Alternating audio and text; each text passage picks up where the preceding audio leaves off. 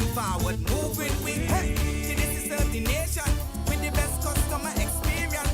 To this thing, you are the one for we. Happy anniversary. Together we succeed, building on strong community, pressing onward to our destiny. One love, one family. Together we succeed. Let the whole world see. Yes, this is 50.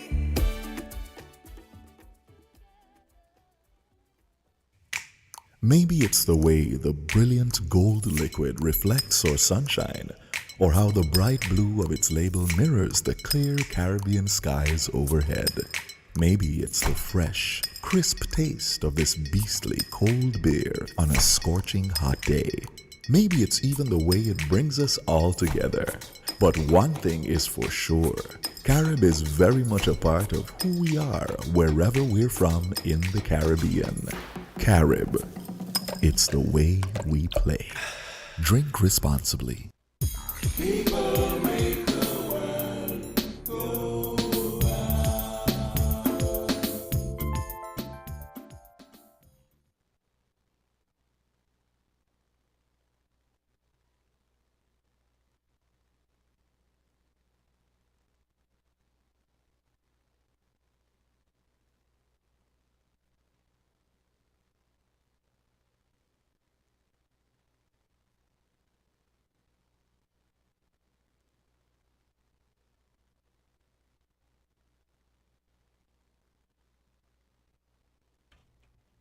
Yes, sorry about that. Good morning, St. Kitts and Nevis, and welcome to another edition of Inside the News for today, July 22nd, if I'm correct. Yes.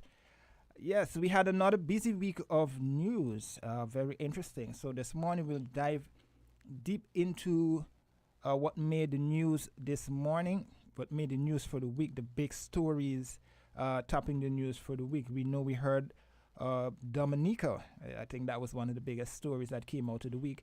Dominica actually had visa reimposed on them for entry into the UK under the CBI program. So all passport holders in Dominica, they will now have to seek visas to enter the United Kingdom, which is a sad state of affair, because we know over the last several months to a year, Dominica, CBI programs in general have been the target of the United States and the European Union. So this came as no surprise to us here in St. Kitts and Nevis and across the region who have been following this issue for the longest while. So, yes. And then we had the Prime Minister speaking again at his round table yesterday, his engagement with the media, where the issue of where you got a response on the Dominican issue, as well as how St. Kitts and Nevis is preparing to not have something similar occur. And then you also had the discussion surrounding minimum wage. So we'll jump right into that. You can call in, share your views on the topic. Let us look beyond the politics of the discussion, and let us look at the facts. Let's see how best we can come up with a solution. Let's rationalize this and bring it down to the level of the ordinary man in the street, so we can understand and find solutions as we discuss this issue. But yes, because at the end of the day, it affects each and every one of us here in St. Kitts and Nevis, because as we know, and as the Prime Minister mentioned yesterday, the CBI program has been one of the mainstay of St. Kitts and Nevis's economy. So anything happen there, it can have a significant repercussion here in St. Kitts and Nevis. So we'll jump quickly to hear what the Prime Minister said, a bit of what he said yesterday surrounding the EU CELAC meeting.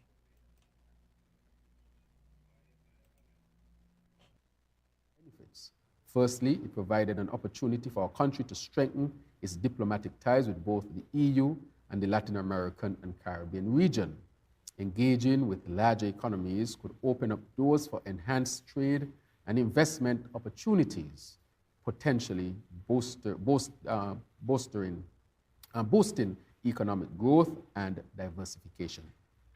The summit's discussions on climate change, climate action, climate finance, and environmental issues are particularly relevant to St. Kitts and Nevis, which faces the imminent threat of rising sea levels and extreme weather events such as drought, the very drought that we are dealing with right now, possibly the worst in our history. And we have been facing that for months now, which is affecting our water supply. We are already 40% less than last year, which was already a lower percentage than the year before. And this is due to climate change. And by aligning with the EU and CELAC's initiatives, our country can access support and resources to implement sustainable development projects and build resilience against climate-related challenges. Through our participation in the summit, I was able to address security concerns, including transnational crime and drug trafficking, by fostering closer cooperation with regional and international partners, which I've been doing over the past months. Such collaborations are crucial to maintaining peace and stability within our region. Our region has been declared a zone of peace by the European Union, which is, of course, critically important if persons are to look at the region as an area for investments and for tourism. There were also talks of the citizenship by investment programs within the Caribbean. 3 Caribbean leaders met with the EU commissioner responsible, Commissioner Johannes Hahn, and had discussion on the future of the programs with a goal to set up a working committee to address the issues, so we can expect to see some progress in the near future. I want to say to our people on this matter, before I'm asked by the press, as the chairman of the OECS, I led that meeting with the commissioner. We, of course, 3 prime ministers were there, myself, the Prime Minister of Dominica, and the Prime Minister of Antigua and Barbuda. There are issues to work through, issues that I met there, that I have been working through since day one, to preserve and to not only preserve, but to make sure that the name of St. Kitts and Nevis is properly restored. We have agreed to set up a working committee, and I want to say to our people that in the very near future, I would have to be traveling back and forth to Europe to make sure that we have a positive outcome. And I will do all that I can as a leader of this country to protect our country as much as possible, to cooperate with our partners in the EU, in Europe in general, so that we can have the most positive outcomes possible. Some of the things that we have done thus far has put us in a better light and has kept us on a good path thus far. However, more needs to be done, which I have committed to, which this administration has committed to. So I wanted to put that out there as well. I want to say that upon taking office, your government moved expeditiously to quickly address the issues we encountered in our CBI program. We implemented new SRNOs in short order, just like we opened up the country in short order. New SRNOs regarding the program to strengthen and to close gaps that has now received favorable reviews thus far. Due diligence undertaken has been extremely beneficial in safeguarding our programs, and we have strengthened that as well. We will continue to implement the necessary procedures and do the work required to strengthen and protect our country and to protect our people. We are going to continue on the path to ensure that we make all the necessary changes to build our CBI program for the betterment of our people. Overall, the EU-CELAC Summit 2023 offered St. Kitts and Nevis a platform to strengthen its international relations, addressing pressing challenges and seek opportunities for socio-economic development and environmental protection, as discussed previously. And so I really wanted to touch on those 2 matters concerning my travels and what took place at the EU-CELAC meeting, and to now give the press the opportunity. There are other issues, of course, to be discussed, but I'm pretty sure. Good morning again, Kevin Brown. Yes, yes. So you heard it there. That was Prime Minister Dr. Terence Drew weighing in on the discussions that he had while up at the EU CELAC meeting in Brussels, Belgium. You know, the as per usual, the CBI initiative, ID scheme, however you want to term it, would actually it will remain on the front burner for quite some time when these international agencies and organizations meet, uh, whether it be in the US or the UK. But in general, the question that keeps popping up is what specifically is the challenge or issue that these international partners have? I think this is the growing concern that we have not had answered by many politicians, whether it be current administration, past administrations, regional institutions, because Dominica, for example, was part of the OECS meeting that was had with the United States, and Dr. Drew also referenced that. The former prime minister also referenced that in an interview that was had before uh, he came out of office as the Minister of Finance with responsibility for the CBI program.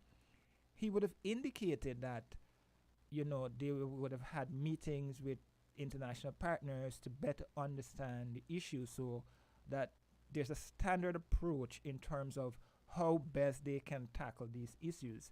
And we would have seen at the OECS meeting, that a meeting that was had with OECS leaders and the United States around table, a number of measures were taken in terms of how to tackle the growing issues. Now, the challenge that these territories are seeing is the fact that a number of them have recognized that the goalposts, as with many other issues that affecting the Caribbean region, the goalpost continues to shift. So you agree on one policy decision this week that's going to be standard across the board, and then tomorrow or next week, that same position has changed and has updated. So you're now always lagging behind with these issues, and that for me is one of the challenge that these member states that provide service to the to the international community when it comes specifically to these CBI programs, they have not been able to fully tackle. I mean, one of the issues that the UK flagged Dominica for actually is the fact that they cited concerns relating to national security, because Dominica, for example, provides the service and they have strong relations with China. And based on the statement that was written by the Member of Parliament and the Home Secretary in the United Kingdom, is that a lot of the Chinese are on our radar, who are on our radar, have been using these programs, quote unquote, to get into and not necessarily seek visas, so that they can be screened before entering the UK. Well, okay, did you warn these territories about this? And these territories now have robust due diligence in terms of how best they can tackle, these illicit actors or bad actors, however you describe it, from being in the program. So the discussion on that continues. But one of the bottom line here is anything that happens to our program here in St. Kitts and Nevis would definitely have a ripple effect, not just on the economy but across the board in general, because that has been our mainstay for the economy. It provides a robust nature for our economy. I think from the last figure, I did not necessarily dive into the figure for this year. Last 2021 figure, 2022's figure, based on what the premier would have said, we would have received close to $500 million alone, and that is technically half of our budget here in St. Kitts and Nevis. So you do get the significant importance of the CBI program to St. Kitts and Nevis.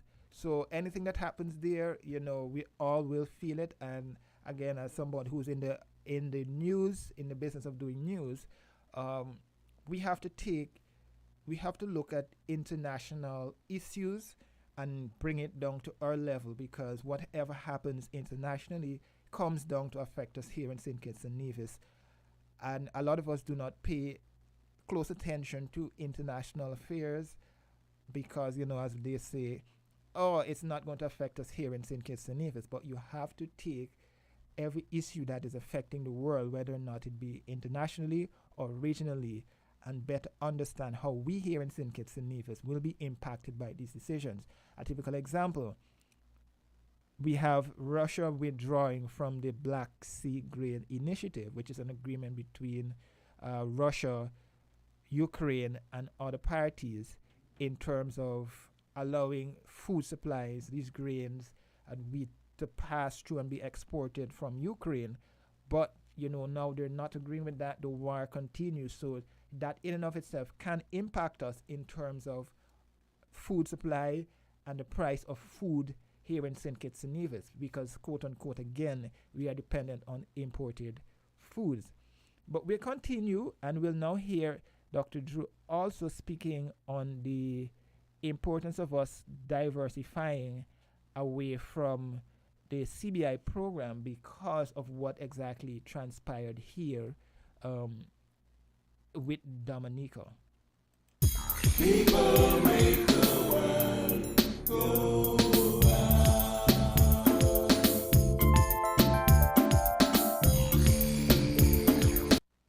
Good morning again, Kevin Brown with FM. Yes. Staying in the vein of foreign affairs and the CBI program, what's the government's position on Dominica being hit with the visa restrictions from the United Kingdom over their CBI program there? And what are the implications for countries in the region that have CBI programs, specifically St. Kitts and Nevis? Right. Let me say from the onset that what has happened to Dominica, we in St. Kitts and Nevis, of course, Dominica is a fellow OASIS country, a fellow CARICOM country, our neighbor, and we feel what they feel, and we feel what they're going through. Of course, this came because of what is perceived to be happening with their CBI program. And I think the Prime Minister has spoken, and he's moving now to make some quick changes, long-lasting changes in his response. And therefore, I want to congratulate him for dealing with the issue head-on and for moving expeditiously to make the necessary changes that he sees fit in order to progress and to get back Dominica to where it once was. With St. Kitts and Nevis, and I've said it openly, that the hardest thing for me when I got in, apart from opening up the country, was when I recognized that we were depending heavily on the CBI program. When I saw the budget of the previous year that was under the former administration and saw how our country was brought down to depending heavily on one sector, so heavily on a single sector, that was disheartening. Why? Because for many years we had said that we have to diversify our economy. We had to diversify into different areas, whether it be manufacturing, agriculture, financial, tourism, and so forth, expanding these sectors so that we are not so heavily dependent on one sector. We had become, again, heavily dependent on a sector. Albeit that tourism was affected and so forth, the reason why I don't buy that excuse fully from the former administration is when I got there and I look at the scientific data and I recognize St. Kitts and Nevis could have been opened up long before. And that government administration kept the country locked down. It told me that they were not very interested in expanding the economy and diversifying. And that is why on the 7th of August, when I met with the task force, I asked them for the scientific data. I'm a medical doctor by training, and I'm trained to look at data as well. And I had been looking at the data and said that St. Kitts and Nevis was in a place to have opened up long before as a result of that. And I come into the CBI program and diversification of the economy. As a result of that, our economy grew the slowest in the OECS. Tourism did not rebound. As a matter of fact, there are countries that went above their previous tourism targets, because then when others could have moved in the American space and the European space, they just moved in great numbers. And so the other countries, the tourism went like this. Instead of going like this, we went like that. We increased, but it was not as steep as the other countries. And that has affected us, it's still affecting us, because our recovery was slower when it could have been much better, which means millions of dollars more for our people. So that is one of the things that I was disheartened for. Why we were not taking the opportunities to expand when we could have expanded and depend so heavily on just one sector. And in that case, it was the CBI.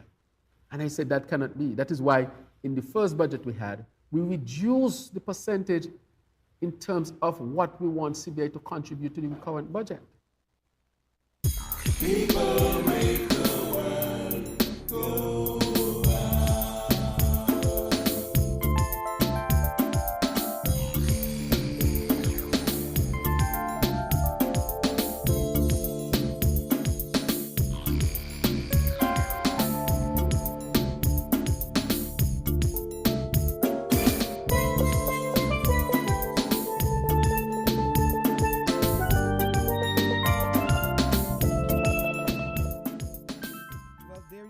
There you had it. That was Dr. Drew, highlighting the importance of us having to diversify from the entire discussion of just being dependent on the Citizenship by Investment program. I know several years ago at a press conference, former Prime Minister Dr. Harris did underscore the need for us to also diversify our economy from the Citizenship by Investment program. But we go to the phone line now and hear from this caller. Caller, good morning. Good morning, Mr. Wait. Good morning, Mr. Abel. How are you? I'm well. Good morning. How are you? I could barely hear you, Yes, you hear me now?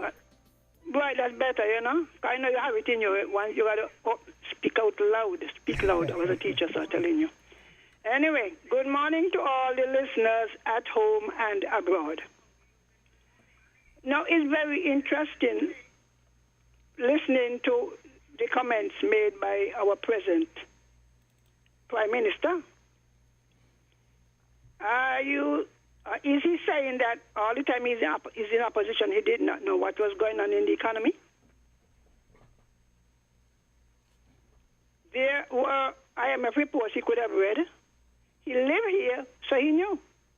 And I notice nowadays in our analysis, we skip over the COVID.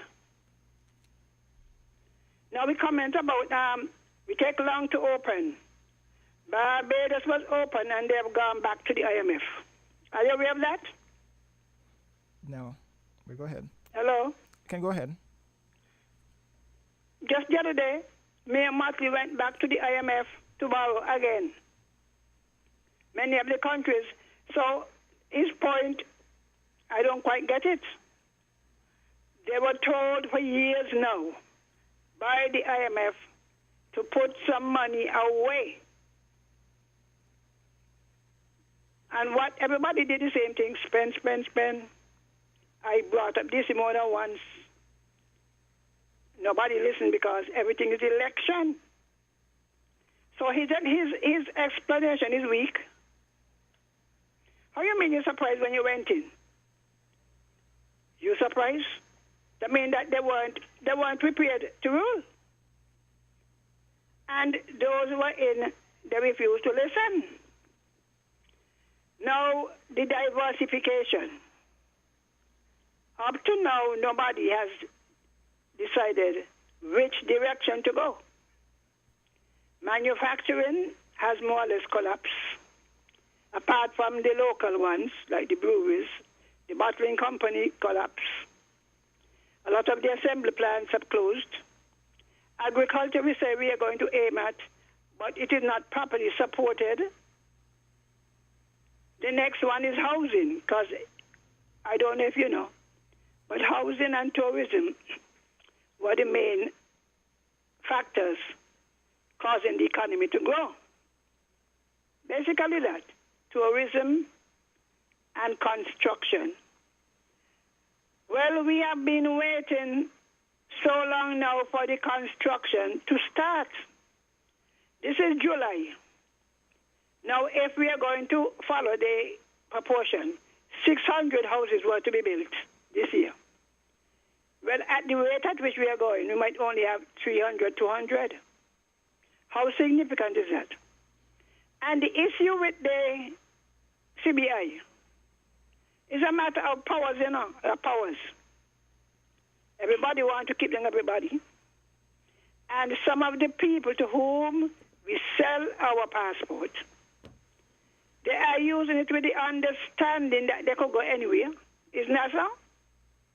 Yes. So they end up in the UK. And of course, I think you're given 6 months. They turn around and they are applying to stay.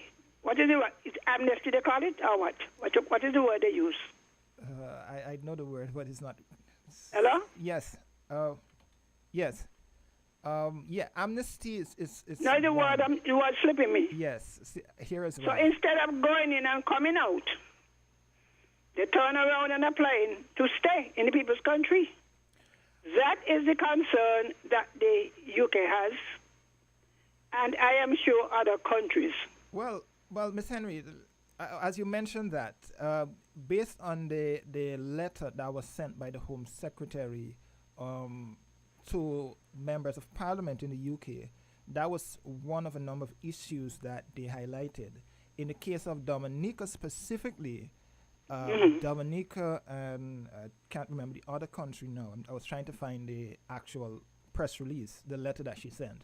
She said in the case of Dominica and the other territory, the concern is that they were, quote unquote, there was abuse of the system in the sense that China, there were a number of people who were being flagged, reportedly being flagged by the United Kingdom, were utilizing the third-party initiative, which was the passport, to go to the United Kingdom, not being detected.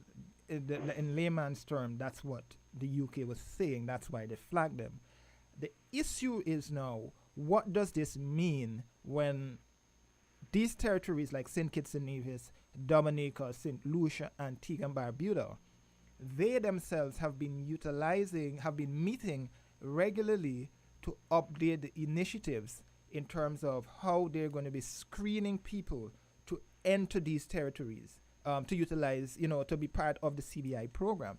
Because, like I said earlier, the OECS met with the United States and they put forward, I think it was either 6 or 10-point plan in terms of cohesion in monitoring those people and screening those people who enter the program, who apply for passports. So that was the concern. Now, we don't know whether or not they had notified them previously about concerns in the program. So that is what is kind of baffling to a lot of people. So what does that mean for us here in St. Kitts and Nevis? And I think the Prime Minister answered a bit of it yesterday. To me, all we have to do is look for a new set of people to sell it to. Because, you see, we have a lot of proxy wars going on, eh? The Chinese. So what happened to people who got their citizenship before the conflict started? Everybody fighting a war, And they are drawing us in either voluntarily or against our will. Because they're asking us to support the Ukraine against Russia. So our reluctance to do so is part of the cause. You don't think so? But also, Ms. Henry, as you mentioned that as well, that is where another problem has developed for us here in St. Kitts and Nevis, because we have a number of quote-unquote Russians who have been one of the, or Russia has been one of the leading source markets for our citizenship by investment program. So now you have that as another challenge. That's what I'm telling you, it's proxy war they're fighting. They're really concerned. You see, sometimes when somebody give you an excuse, Mr. Abler couldn't come, because rain was falling. Now, no rain was falling. They're pressuring the African countries, pressuring the Caribbean and Latin America to take sides. We have no dog in the fight. Whoever wins or loses, it doesn't affect us. But our reluctance to comply or to say, to lower our dignity and not to affirm our sovereignty is what they're after, because this is not the first time. They're accustomed to them. All you have to do, if you came in with a Dominican or St. Kitts or whoever passport, and they gave them 6 months, and they turn around to apply to stay, you put them out. Yeah, but That's you all have they to have have some to do. grounds to put them out, Miss Henry. Eh? But you have to have some grounds in order to put them out, because if You I'm came within in my and 6 you were giving us months, 6 months, because only 6 months they could stay. but if I'm within that 6 months and I want to apply for asylum or some social program, then you don't necessarily have the grounds. I might be wrong. I don't think it is available to people who come in as tourists. Well, that was one of the Our things visitors. that was what was flagged. That's why Honduras was also flagged by the UK. The UK But they government. should send you the facts, you know what I mean? Or No. the acts. Could you send me maybe the names or whatever so I could track them to my system? But if they're within the 6 months, then I'm suspecting that they're within the rights. But Miss Henry, I have to take a break, right? But I want to ask you a Yes, do that, question. do that. Well, just quickly, I want to ask you a question before we go. Before I take the break, and then you can call back. A lot. She actually left. But I wanted to get from Miss Henry, what she think would be the approach to dealing with a problem like this in terms of diversifying, and which specific sectors she would recommend that we, take an approach in terms of diversifying and pushing more outside of the tourism, because we saw what happened during the pandemic. But we'll be right back after this break, as we have to acknowledge the people who make this program possible. People make the world go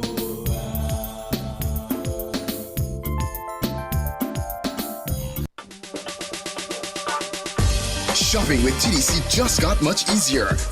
Here's how. Log on to shoptdcgroup.com. Shop at your convenience at any time, from anywhere, with your smartphone, tablet, or computer. With our safe and secure payment checkout, you choose the option to pick up in-store or have your goods delivered right to your door. It's that easy. Shop tdcgroup.com, your one-stop online store.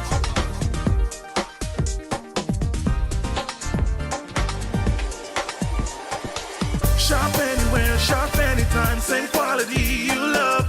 Now online. Shop www.shoptdcgroup.com.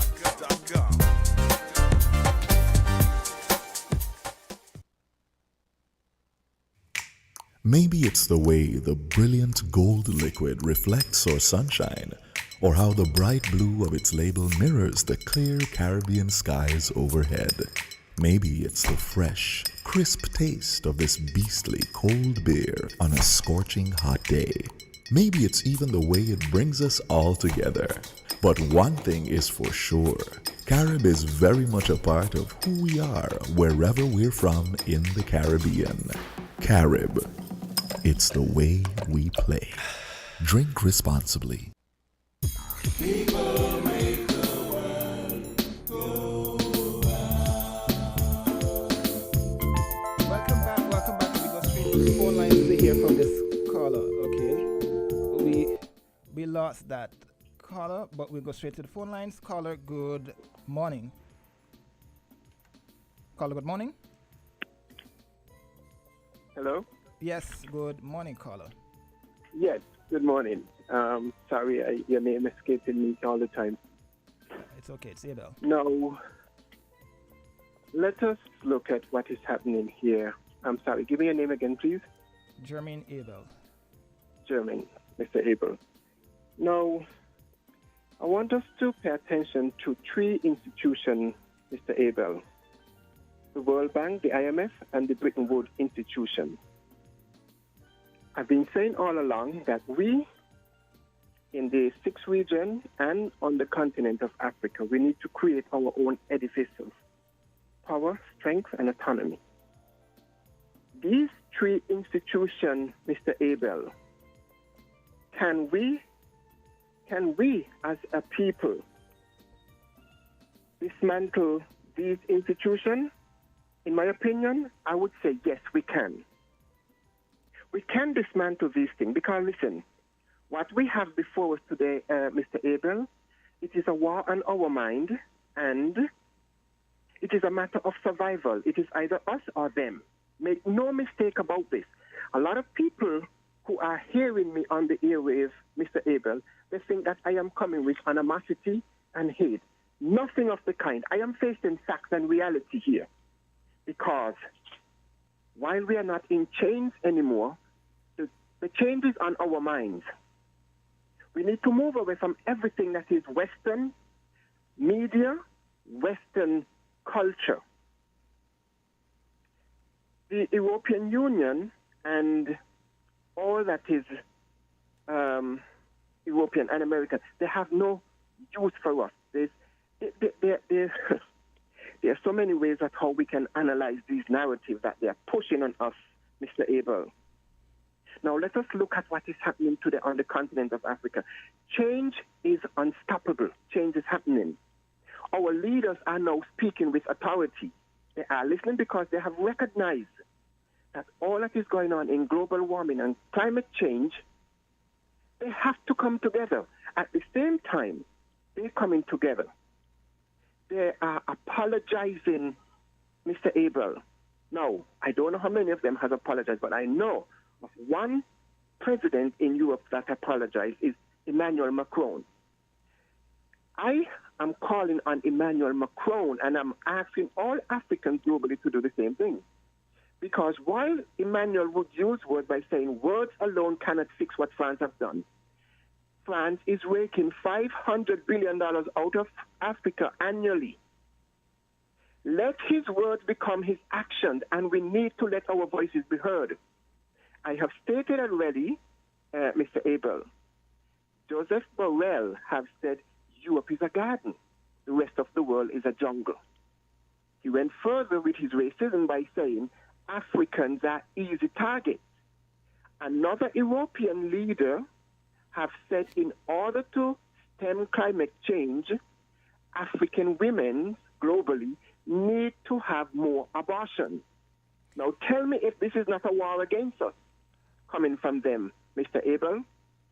So you see, what do they have to offer us? They are giving us LGBTQ agenda that would, where we know that two men cannot reprocreate, two women cannot reprocreate. These people are strategizing against us. And we need to move away from their narrative and just burn their foolishness. Okay, Carla, I have a question though. You talk about all of that, but what I want to get, all right, I understand you're saying that we need to do more in terms of our approach in terms of dealing with the issues from the World Bank and from the developed countries. But what specifically do you think we can do as a region, because St. Kitts and Nevis cannot fight the battle alone? What do you think that we as a specifically as a region, whether it be OECS or a CARICOM, well, OECS block and a CARICOM region, that we can do to push back against some of these issues that we are seeing? Mr. Abel, yeah, I have said almost 2 years ago, ever since this war started, that we need to be spectators in this war. This is not our fight. However, let us look at all the superpowers, Mr. Abel. They are on the continent of Africa. Why are they there? You and I know they've been exploiting our continent for its resources, and sadly, most of the leaders there are corrupt. They are in on it. But look at what they are getting. They are getting the crumb that fall off the table. I am saying, Mr. Abel, I am saying that we need to make connection with the continent. Now, am I asking for the rest of Europe and NATO to get out? Yes. Let them get out. Because, hear me out on this. When they cut up our continent in 1884, no Africans was there. Now, let us take control of what we have. Let us build and let us invite them under our terms and conditions. Look how many times they have summoned our leaders. France Africa Summit, China Africa Summit, UK Africa Summit. I mean, really? Before I knew what I know now, that Mr. Abel, I always used to say, man, let us bargain on our grounds. But as even our leaders today, here in St. Kitts and Nevis, in the Caribbean, they take pleasure in going there. They love to go to have their photo taken. As President of Kenya said, all that they get is a Photoshop. We need to move away from these things, Mr. Abel. We can create because our Creator gave us everything that we need. And that is what they are exploiting. In their eyes, as long as Africans fail, they will survive.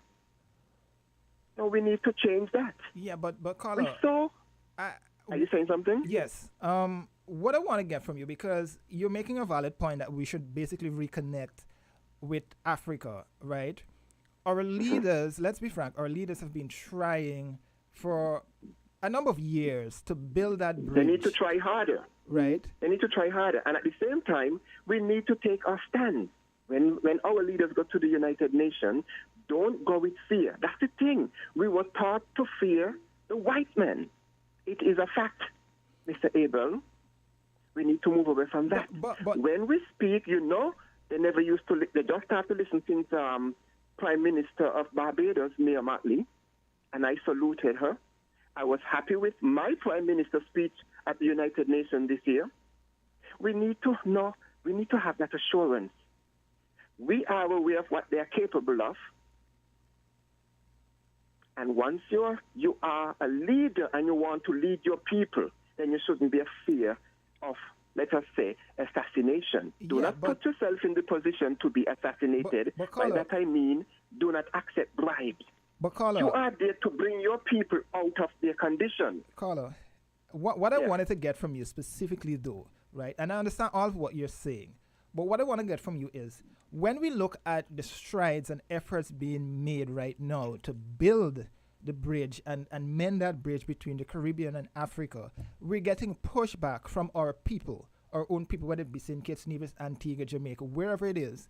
And our leaders are being pressured internally. Let us take, for example, we have the Exim Bank or Ephraim Bank, something like that. The name is slipping me right now, right? They're now trying to, assist the region in terms of financing to do critical projects. But then we also see... Okay, just a second. Just let me finish so I can get off the line. You know what you're saying now? Let us refocus, and we need to re-educate. We need to re-educate Mr. Abel, because the pushback that you're talking about, it is maybe for lack of education.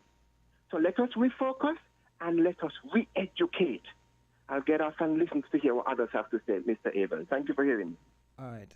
Thanks, caller. Well, he basically answered my question, because let's be frank, we've been making strides over the last 5, 6, 7, 8, 9, 10 years maybe in terms of seeing the importance of us bridging the gap with Africa. But at the same time, we're getting pushback from people. Let's look, for example, we had the issue recently with the African migrants. But I'll continue that point after we take this caller. Well, we lost that caller. Yes, we got the pushback from people, at least from in Antigua, surrounding the flight that came from Africa, and we know what happened thereafter. We go back to the phone lines. Caller, good morning. Good morning to you, Mr. Abel, and good morning to all the listeners.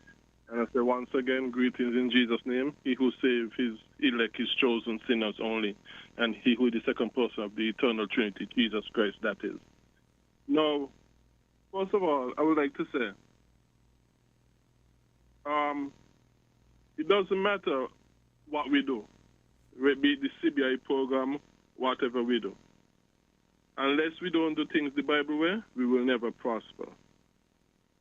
Unless we don't do things the Bible way, we will always, in the end, be failing and going from worse to worse to worse to our destruction and ruin and misery and suffering and pain and death, with eternal hell at the end of the road thereafter if we die without Jesus Christ.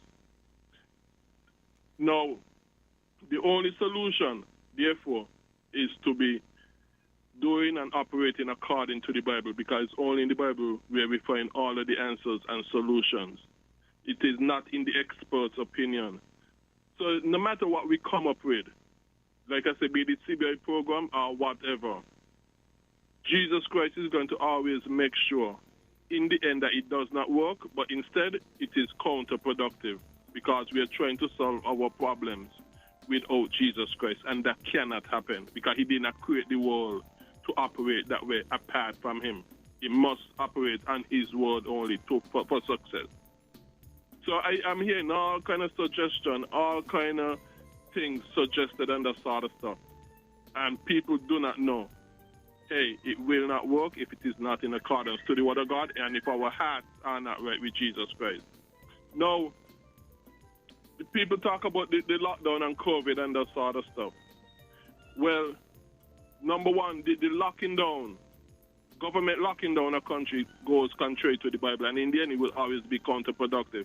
And I even said that from day one, early in 2020, as soon as we locked down, I even said, even then, at that beginning time, hey, we are doing things contrary to the Bible, and it will be counterproductive. Hold on, Carlo. On this specific point, right? What would have been the best solution from your point for us to deal with COVID? Something, quote unquote, that we were not fully aware of and fully understood at the time. What would have been your solution at the time, outside of quote unquote locking down, that you would have recommended that the government utilize to deal with COVID? Well, okay, number one, it is government involvement that made COVID worse.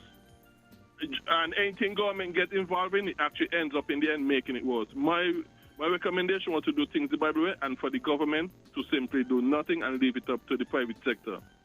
Because we know early on, for example, that, for example, ivermectin and hydroxychloroquine, based upon studies and that sort of stuff, were very effective against COVID. Okay. Very effective. Okay, so doctors have, in general, not necessarily things. I'm no medical practitioner and I don't want to go down that road in mentioning tablets and all of that. Right, but continue. Yeah, so what I'm saying is that, because of government protocols against COVID, which really caused most of the deaths of people, if we had do things the Bible way, and for example had a privatized medical system, fully privatized, and government get out of it, this COVID thing would have ended very quickly in 2020. But it is government protocols that really all over the world, and studies are now showing it, really made things worse. I tend to disagree with that, right? And I know that's your opinion. But let us use St. Kitts and Nevis as an example, right? Mm-hmm. Let's use St. Kitts and Nevis as an example. Comparing against the United States, right? It's chalk and cheese, because the measures that were implemented, yes, they were strict and they were very tough measures here in St. Kitts and Nevis. We had 47 or 40 plus deaths or something like that, right? Which is one too many. But comparing it with some of the other territories and the United States, you have to give kudos to the approach taken by the government. Let us look at the U.S. The U.S. had generally relaxed many of its COVID regulation measures, and we saw people being infected, people dying and all of that. Do we all agree with the measures that the government took? Not necessarily that we did agree with it, but you have to give kudos in terms of the approach that the government would have taken in fighting COVID. We wouldn't agree with all of it, but at least some of the lockdown measures, some of the approaches were actually good. Some went above and beyond, yes, but still. Well, actually the government in protocols actually made COVID worse. For example, how so? For example, the government never counted and made a distinction between those who died of COVID and those who died with COVID. That distinction wasn't made. So once you had COVID, bam, you died. No matter what, you died of COVID. No, I wouldn't agree with that, Carlo. I wouldn't. I mean, Well, I questioned I questioned them on the program, and they made no distinction. They made no distinction. I would not agree with that, caller. I would not agree with that. But let us. Do you have any evidence of them making a distinction of who died from COVID over against those who died of COVID? I mean, those who died with COVID? The government made no distinction, so the numbers were actually much higher than what they really are. And this is consistent the world over, including, say, because we were all reading from the same books, that came from the World Health Organization, that came from the CDC, trickled down to CARFA trickled down to us. We were all reading from the same book where no distinction was made. And like I said, what they're finding out now, that the lockdowns is doing much up to this very day, and has been doing much more harm than the COVID disease itself. I wouldn't necessarily agree with that, caller, because you cannot take a broad brush of what we saw happening in the United States and say the same thing applies to St. Kitts and Nevis. Yeah, but we can't. All over the world. Yeah, but we can't say the same applies to St. Kitts and Nevis when we look at what's happening. I know you would disagree with the position that I am taking in terms of that, but when we have to look at reality and take a practical sense and a practical approach to what we saw here in St. Kitts and Nevis, and I wouldn't necessarily agree with the fact that you're saying, that the government's approach was what compounded the problem of COVID. Because let's be frank, if the airport was not closed, right, during the height of COVID, we literally would have had probably 1,000, 2,000, 10,000 cases running rampant in St. Kitts, because most people who were out there really wanted to come home, and we did not know the approach, because let's be frank, COVID practically was something that was fairly new in a sense in terms of our approach. The world did not see an outbreak of anything in many, many years.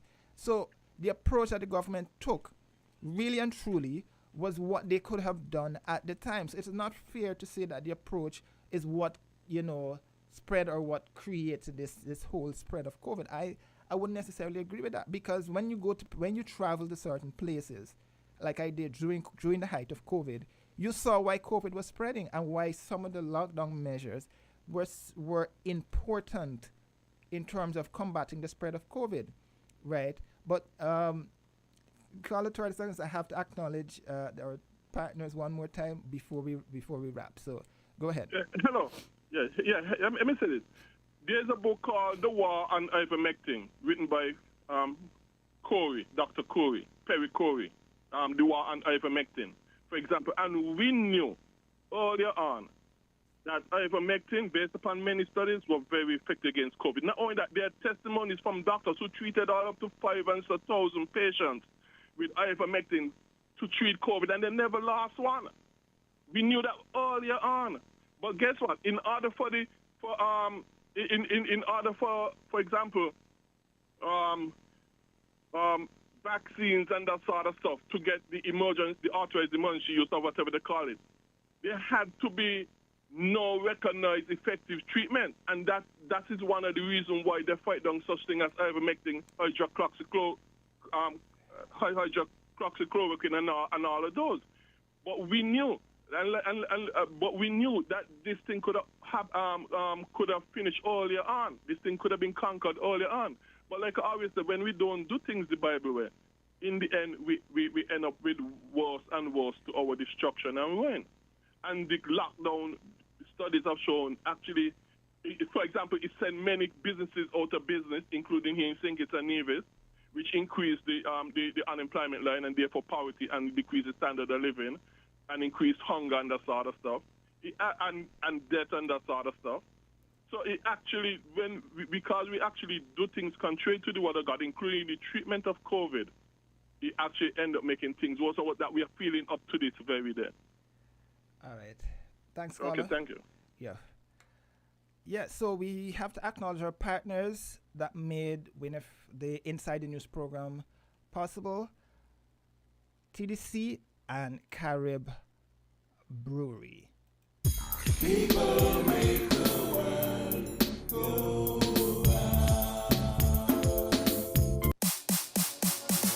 you need protection, you'll need one who you can trust. To secure your investment, you'll need one who'll do you just. TDC Insurance, you're the one that you can trust. TDC Insurance, you're always safe with us. TDC Insurance is your go-to insurance company for all your insurance needs. We take pride in offering you the best solutions and ensuring our customers are fully satisfied. TDC Insurance, we take good care of you, guaranteeing you peace of mind. You're always safe with us.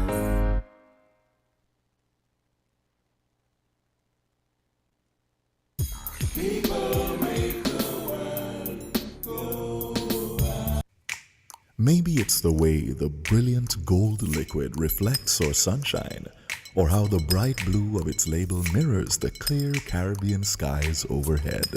Maybe it's the fresh, crisp taste of this beastly cold beer on a scorching hot day. Maybe it's even the way it brings us all together. But one thing is for sure, Carib is very much a part of who we are wherever we're from in the Caribbean. Carib, it's the way we play. Drink responsibly.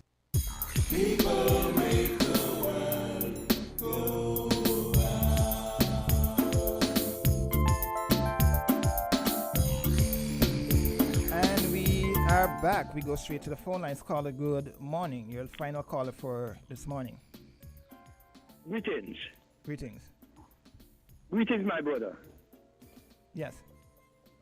Can you hear me? I can hear you. Yes. Okay. Sure, I didn't get no response. Okay. Listen, we in the Caribbean region, OECS, whatever, the region here, we don't belong here. We were brought here by force. We were taken from a continent, and the continent still exists, going through what we are going through in our scattered situation. The solution to it all, is for us who are dispersed and still scattered, is to acknowledge our root and embrace the continent from which we are from with that one identity as African people.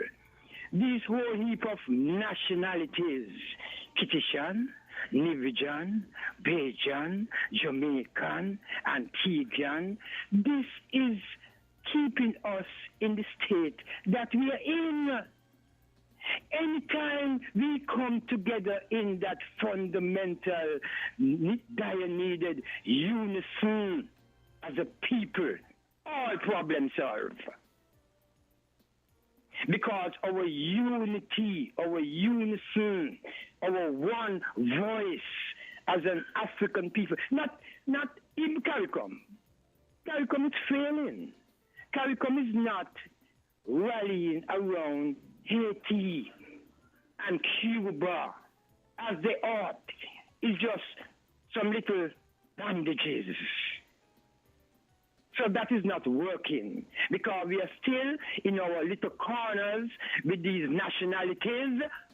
That is Bajan, Trinidad and Tobago, Antigua and Barbuda, etc., etc. It cannot work.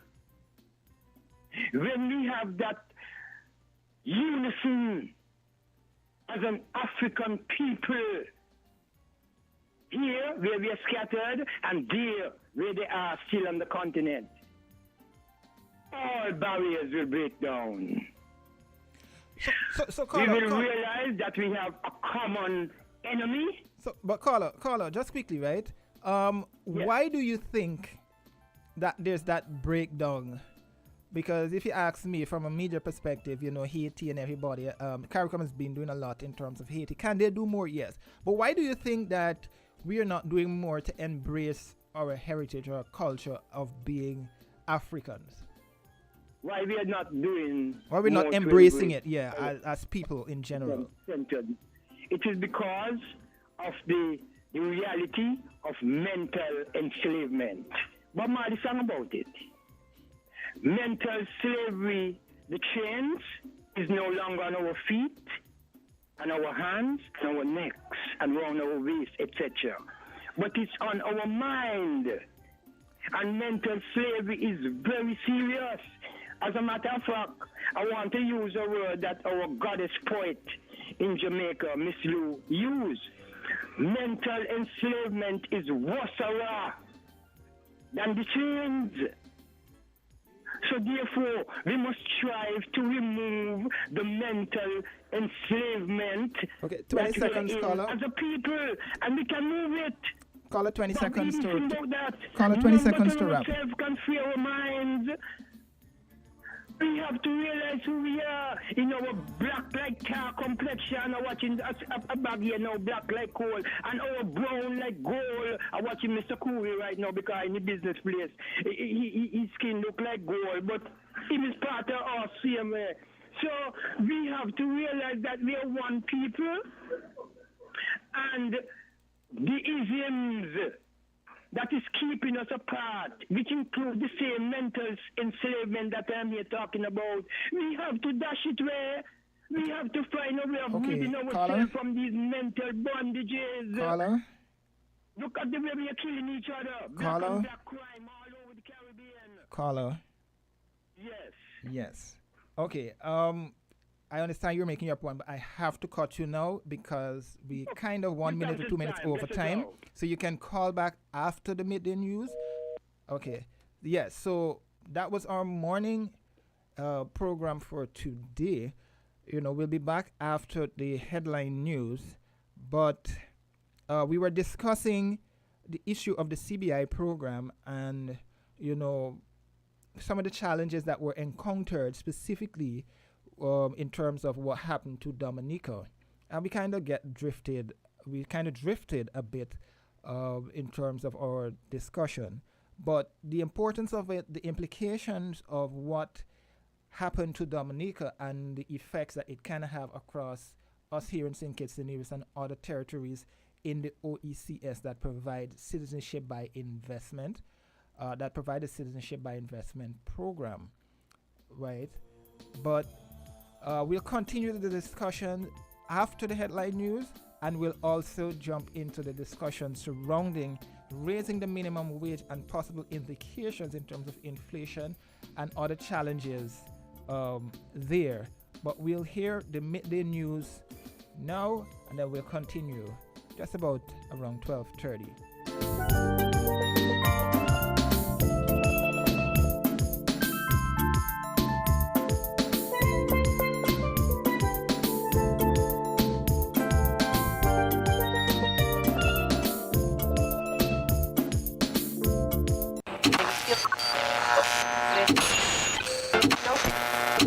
Found the sound. 98.9 Win FM.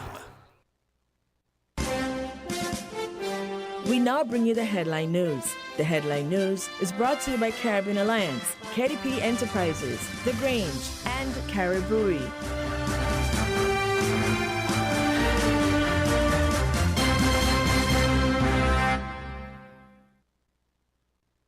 Did you know that the Grange Healthcare Facility is the first purpose-built, non-governmental healthcare organization on St. Kitts?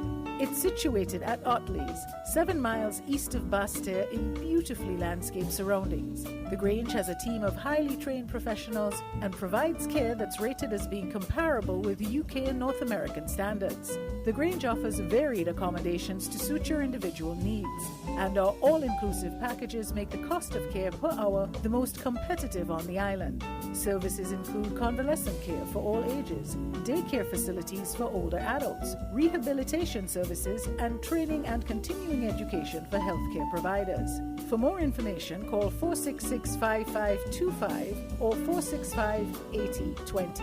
Fax 466-8221 or email thegrangehealth@gmail.com or visit our website at www.grangehealthcarefacility.com. Maybe it's the way the brilliant gold liquid reflects or sunshine, or how the bright blue of its label mirrors the clear Caribbean skies overhead. Maybe it's the fresh, crisp taste of this beastly cold beer on a scorching hot day. Maybe it's even the way it brings us all together. But one thing is for sure, Carib is very much a part of who we are wherever we're from in the Caribbean. Carib, it's the way we play. Drink responsibly. Shipping your cargo shouldn't be a hassle. It can be as easy as a single call to Amerijet International, your worldwide cargo transportation solution. We provide all the services you need to ship your goods anywhere in the world, whether your shipment is fresh, frozen, large or small, alive or hazardous. You can count on Amerijet to deliver it safe and sound. Amerijet International, by land, sea or air, we get it there. For more information, visit us online at www.amerijet.com or call us at KDP Enterprises at 466-9595. With the WINNFM Midday News, I am Kevon Brown. Our top stories: St. Kitts Nevis Prime Minister delivers keynote address at UWI 75th Anniversary Education Forum. Wanted man Jehu Kelly surrenders to police. Police charge LeSean Freeman in St. Paul's armed robbery. Brent Edwards charged in Nevis hit and run. Guyana government and Exxon wraps up in U.S. probe of a contractor accused of drug and gold smuggling there. Internationally, a series of climate records on temperature, ocean heat, and Antarctic sea ice have alarmed some scientists who have said their speed and timing is unprecedented. Now the details.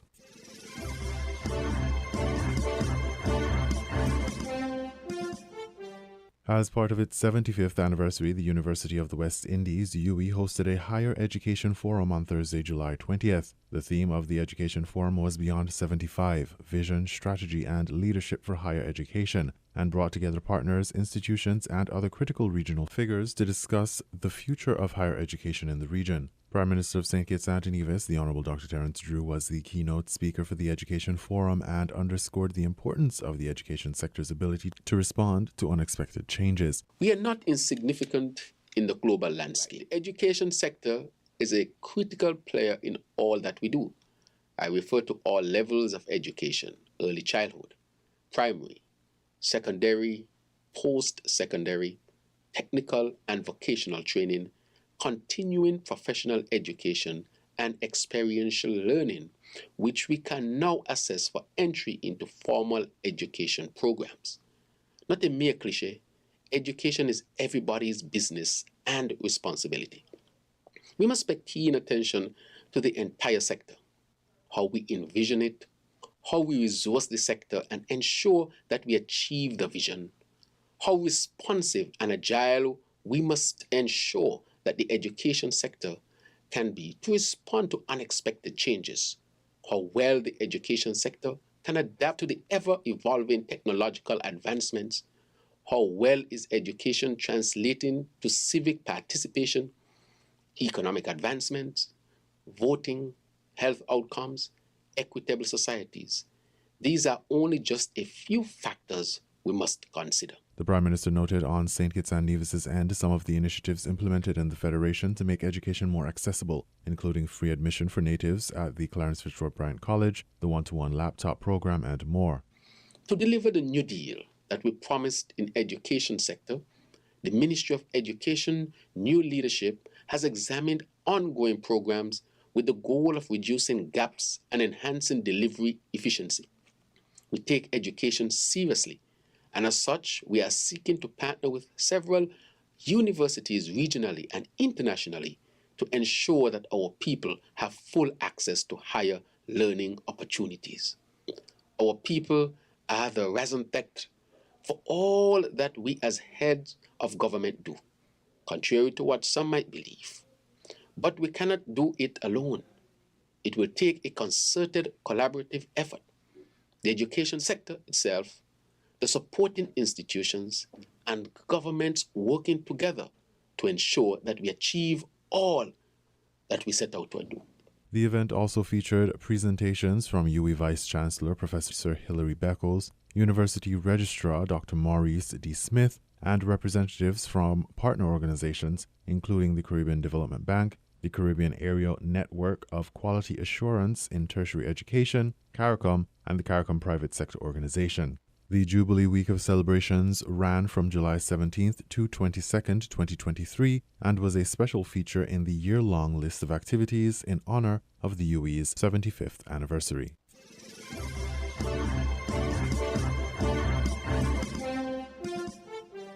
The police issued a wanted poster on July 19th seeking the public's assistance in finding Jehu or Gio Kelly of Rollins Village, Nevis. Police confirmed that Kelly surrendered to them on July 22nd. Kelly was wanted in relation to a July 7th robbery that occurred in St. Paul's.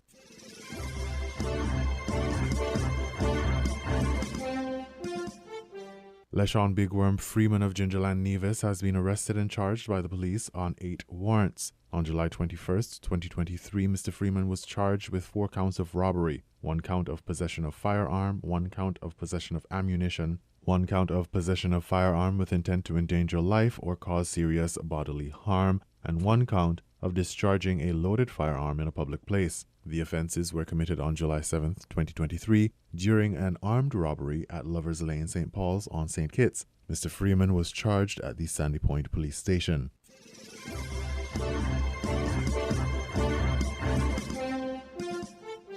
The police have arrested and charged Brent Edwards for the offense of failing to immediately stop at the scene of an accident. The offense was committed on July 15, 2023, in the New River area of Nevis. Edwards was charged at the Cotton Ground Police Station on July 17, 2023, and has since been remanded to His Majesty's Prison, while the investigation continues.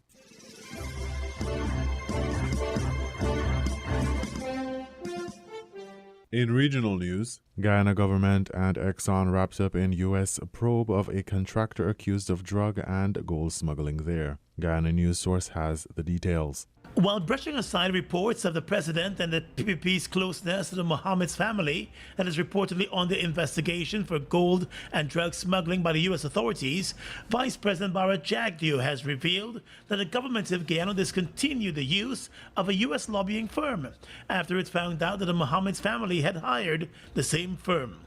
A special investigation report by the international Reuters news agency has quoted sources which have indicated that sanctions could be instituted against the members of the Mohammed's family and their companies. The same report revealed that the U.S. government had repeatedly warned the ExxonMobil company against doing business with the Mohammeds. Exxon apparently ignored those warnings, as the Mohammeds group is among one of the major investors in the gas-to-shore energy project. At a press conference on Thursday at the PPP headquarters, Vice President and Party General Secretary Barrett Jagdeo said the government made its decision some time back to discontinue the use of a U.S. lobbying firm after it found out that the Mohammeds Group was also a customer.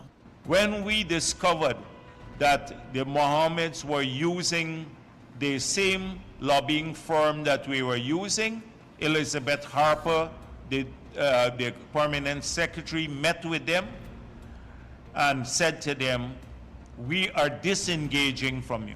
We disengaged from that firm because they didn't tell us that the Mohammeds had contracted them to do lobbying work for them. Mr. Jagdeo objected to the Reuters news article indicating that close links exist between the president and the PPP and the Mohammed's family and company. The vice president said that was done to lift the profile of the investigative article.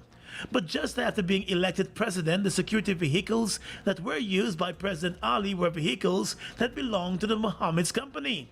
And while the vice president appeared to be distancing his party from the Mohammed's family and company, at the recent local government elections, the head of the Mohammed's company, Nazar Mohammed, competed and won his seat in the elections for the Eccles-Ramsburg NDC as a candidate for the PPP.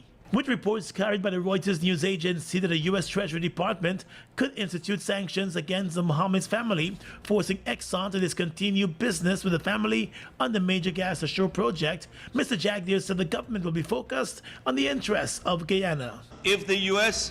were to impose sanctions, then the government would have to assess how it deals with those sanctions.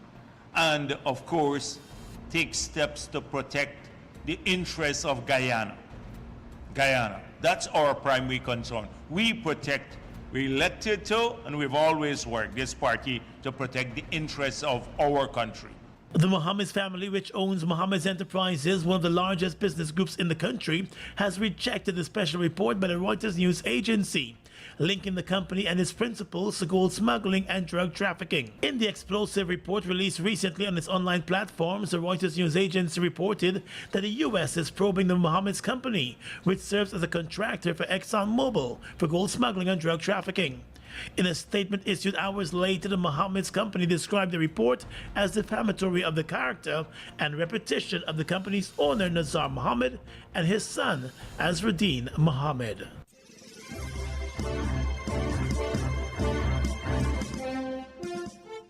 We now bring you these international reports. Well, over the past few weeks, we've been reporting extensively on the heat waves that have hit large areas of Europe, the United States, and parts of Asia. Well, now, leading scientists have told the BBC they're concerned by the recent run of new climate records being set, saying the speed and timing of them is unprecedented. Some fear we're already witnessing worst-case scenarios. Georgina Renard explains. Sweltering temperatures in Spain and dangerous wildfires in Greece. Millions have struggled through powerful heat waves around the world in recent days. Now, scientists are poring over a run of climate records that have not only been broken, but smashed, and alarm bells are ringing. It's true to say that the climate models that we have do a very good job of predicting the climate system, but in a kind of larger scale. So, the fact that we're seeing the world warming because of greenhouse gases is not unexpected. But seeing some of these records being broken, these marine heat waves in the North Atlantic, the severe decrease in Antarctic sea ice was not expected, and is something that we're going to have to work to try and understand. And this is why they're worried. For decades, the global average temperature has been getting higher and higher. Then in July this year, it broke through 17 degrees for the first time. The record for the hottest day on Earth fell not just once, but 3 times in a week. And it's not just the land that's hot. The oceans, which take up most of the world's heat, are seeing unprecedented temperatures. The North Atlantic and seas off the UK coast are up to 5 degrees hotter than average. And there's another worrying abnormality. Sea ice in the Antarctic is extremely low for the time of year, 10% lower than usual. We know that the planet is warming because of greenhouse gases pumped into the atmosphere by humans burning oil, coal and gas. The world will also be hotter because of El Niño, a powerful naturally occurring weather pattern that started in June. But scientists say these records constantly being broken are not yet a sign that the climate is in collapse.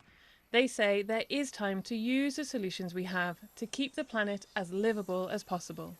Georgina Ranard, BBC News. Well, in Greece, the heat wave there is set to be the longest in Greece's history. That's according to the country's Weather Institute. It's currently facing its hottest July weekend in 50 years, with temperatures in some areas climbing to 45 Celsius. That's 113 Fahrenheit. Well, let's go to Greece now and speak to our reporter Azadeh Moshiri. She's in Lagonisi, which is southeast of Athens. Azadeh. Celia, it's extremely hot here in Greece. You can tell by the heat around me. If you were here, you'd feel it was scorching. And of course, it's making it even difficult to see you right now. That's how bright the sun is. But while that may be great for the beachgoers, for Greece, a country that has been battling wildfires throughout the week, it's particularly difficult and concerning. Officials are still warning of a high risk of wildfires as they keep battling blazes. Right now, that wildfire is focused on the island of Rhodes, and they're warning that the next few days could see the mainland have further flare-ups as well. Now, away from the wildfires themselves, for people in the city of Athens, for example, they could be experiencing temperatures in the mid to high 40s for 6 to 7 days more. And for people who work in the Acropolis, that is unbearable. That's why archaeological sites like the Acropolis are going to be shut between noon to 5:30 p.m. To protect the workers as well as tourists. Azadeh, and so regionally, where are we looking? I know that Greece has really been struggling, but this has really been, millions of people around the world have been struggling with the heat in the past few weeks. That's right. It's been affecting the northern hemisphere. The United States has really struggled. Temperatures have been extremely high in the south, in particular, in Arizona and Phoenix. They've been dealing with temperatures of around 43 degrees Celsius for 3 weeks, and they're warning, meteorologists are warning that temperatures could reach 46 degrees Celsius in Phoenix, Arizona. That led to a particularly dangerous scene where tanks exploded in a propane business that was near the airport. A fire captain there said that those tanks essentially became missiles. And of course, southern Europe as a whole has been affected by the temperatures as well. Okay, Azadeh Moshiri, thank you for speaking to us. Staying with the climate, the number of people known to have died in recent flooding in South Korea has risen to 47. Last weekend, 13 people died in an underpass after they became trapped in vehicles as floodwaters poured into the tunnel. The heavy rain has also triggered landslides in some areas, with thousands of people displaced and many homes destroyed. Preparations are underway for more monsoon rains expected this weekend. Well, earlier, we spoke to Yoona Koo. She's a reporter with the BBC Korean service in Seoul, and she told us more about the preparations that are being made. Actually, the rescue team is still in search of missing people who possibly have been swept away by floods or landslides from last week's torrential rain. The emergency service confirmed 47 people dead and 3 people still missing, and around 2,000 evacuees are yet to return home. And now we are seeing another big monsoon period, and starting this weekend, and local governments and relevant ministries have been inspecting sites that are prone to floods, such as riverside walkways, slopes, and underpass. Also, they are making sure whether drainage facilities are operating properly. We can say that it is kind of unprecedented, but we cannot be sure because monsoon period is not officially ended. But it is not raining in Seoul right now, but people in the southwestern regions are already starting to see some droplets since Saturday morning. And according to the state weather agency, another heavy rain is expected over the weekend all across the country, which could be up to 150 millimeters depending on the location. And according to the agency report, this shows that this year's monsoon period started from June 25th, and the average precipitation recorded 591.1 millimeter as of last Thursday. This is the highest number ever recorded within the same time period, which is more than twice the average.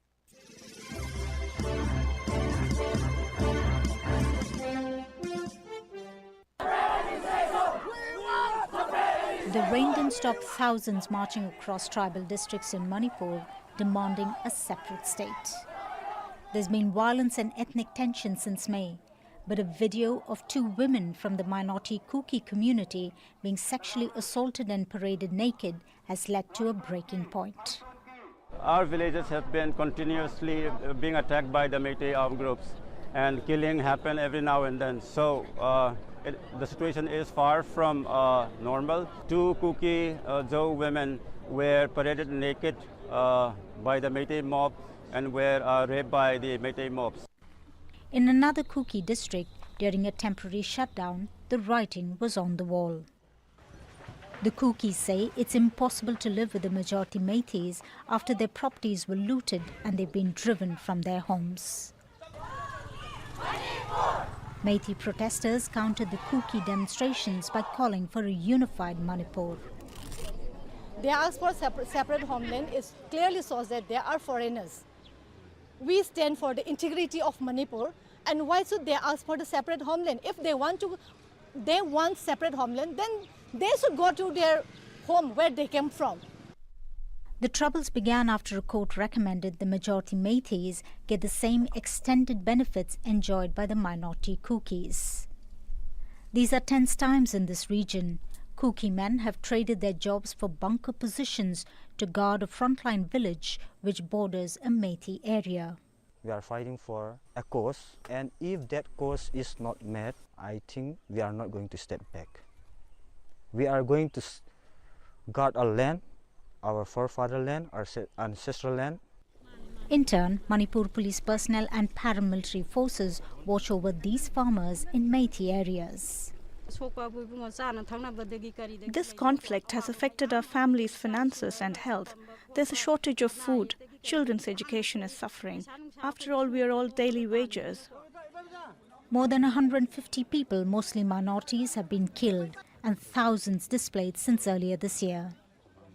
While curfew restrictions have been relaxed in some areas, internet ban remains in force.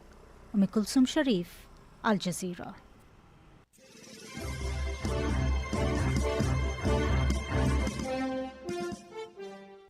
I had every right to have these documents. Donald Trump's trial on federal charges he illegally retained classified documents was set for May 2024, right in the middle of the Republican presidential primary and 6 months ahead of the general election. U.S. federal judge Aileen Cannon on Friday rejected the former president's request to delay the trial until after the November 2024 contest, but she set the trial months later than the December start date federal prosecutors had requested. A Trump spokesperson said the trial date, quote, allows President Trump and his legal team to continue fighting the criminal case. A spokesperson for U.S. Special Counsel Jack Smith declined to comment when he announced the charges he promised to seek a speedy trial. But Trump's lawyers pushed back, resisting setting a trial date and arguing that any trial should take place after the election. The former president has pleaded not guilty to charges that he unlawfully kept top-secret documents related to national security after he left office and lied to officials who sought to recover them. Threatening me with 400 years in prison. The case is one of several legal battles Trump faces as he campaigns for 2024. The former president is set to go to trial in Manhattan on March 25th on separate charges that he falsified business records to conceal a hush money payment to a porn star. And just this week, Trump said he received a letter saying he is a target of a grand jury investigation into efforts to overturn his 2020 election defeat. We will never give up. We will never concede.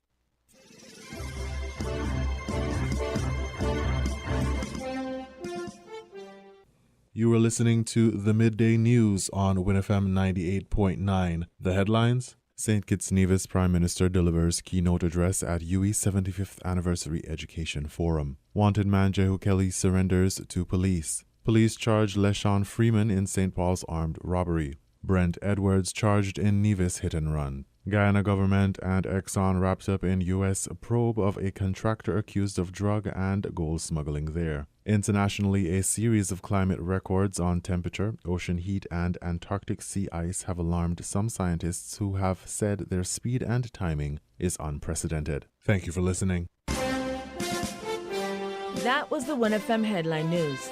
The Headline News was brought to you by Caribbean Alliance, KDP Enterprises, The Grange, and Caribou.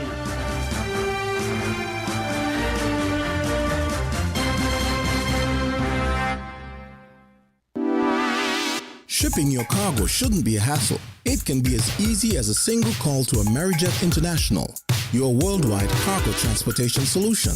We provide all the services you need to ship your goods anywhere in the world, whether your shipment is fresh, frozen, large or small, alive or hazardous. You can count on Amerijet to deliver it safe and sound.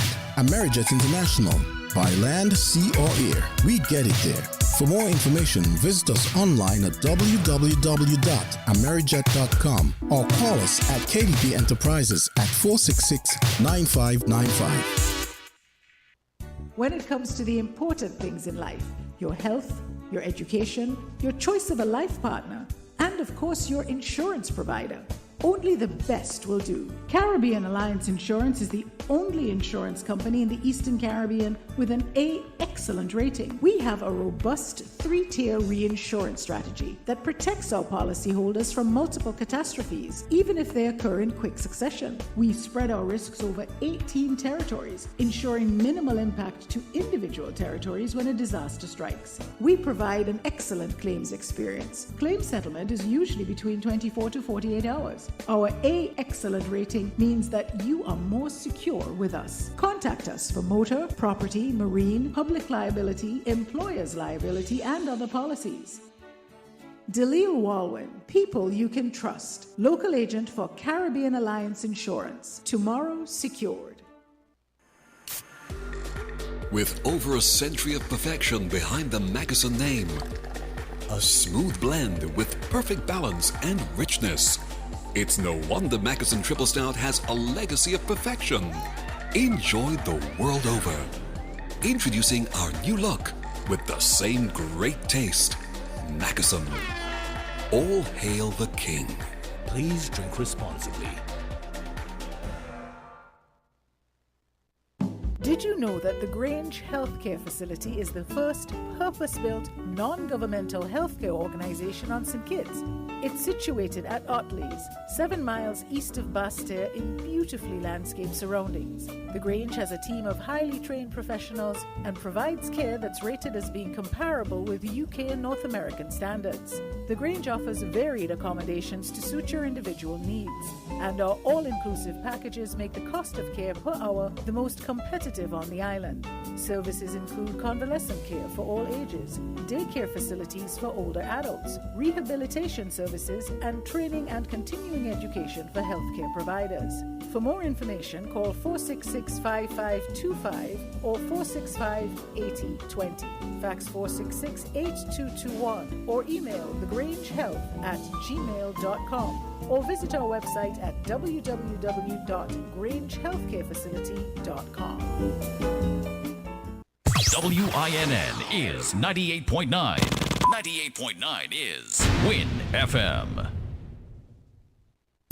People make the world go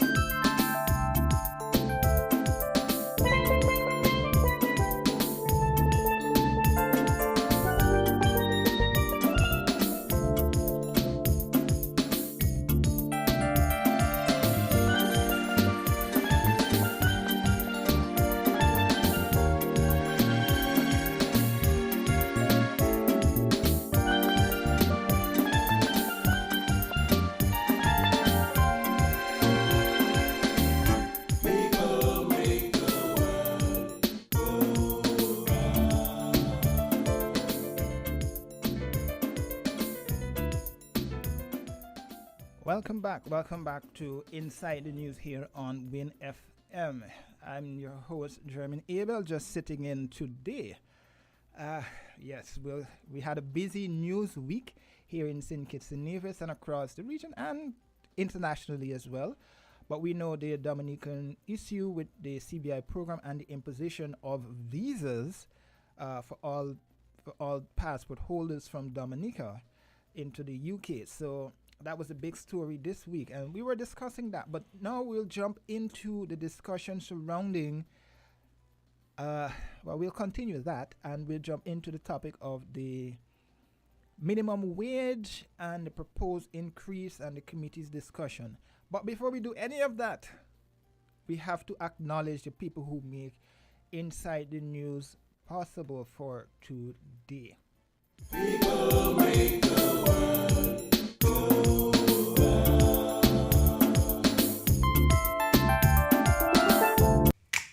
Maybe it's the way the brilliant gold liquid reflects our sunshine, or how the bright blue of its label mirrors the clear Caribbean skies overhead.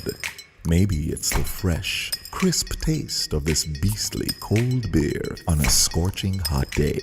Maybe it's even the way it brings us all together. But one thing is for sure, Carib is very much a part of who we are wherever we're from in the Caribbean. Carib, it's the way we play. Drink responsibly. Enjoy the convenience of getting all your documents in one place. At the TDC Copy and Print Center on 4th Street in Basse-Terre, we do just that. We offer document formatting, graphic design, and copy and print services. Our team of professionals truly understand all your needs, whether it be administrative, professional, academic, or personal. You bring it, we deliver it with quality every time. Visit the TDC Copy and Print Center today in the TDC Mall on 4th Street in Basse-Terre or call 465-2511. Your copy and print specialists are waiting to serve you. People make the world go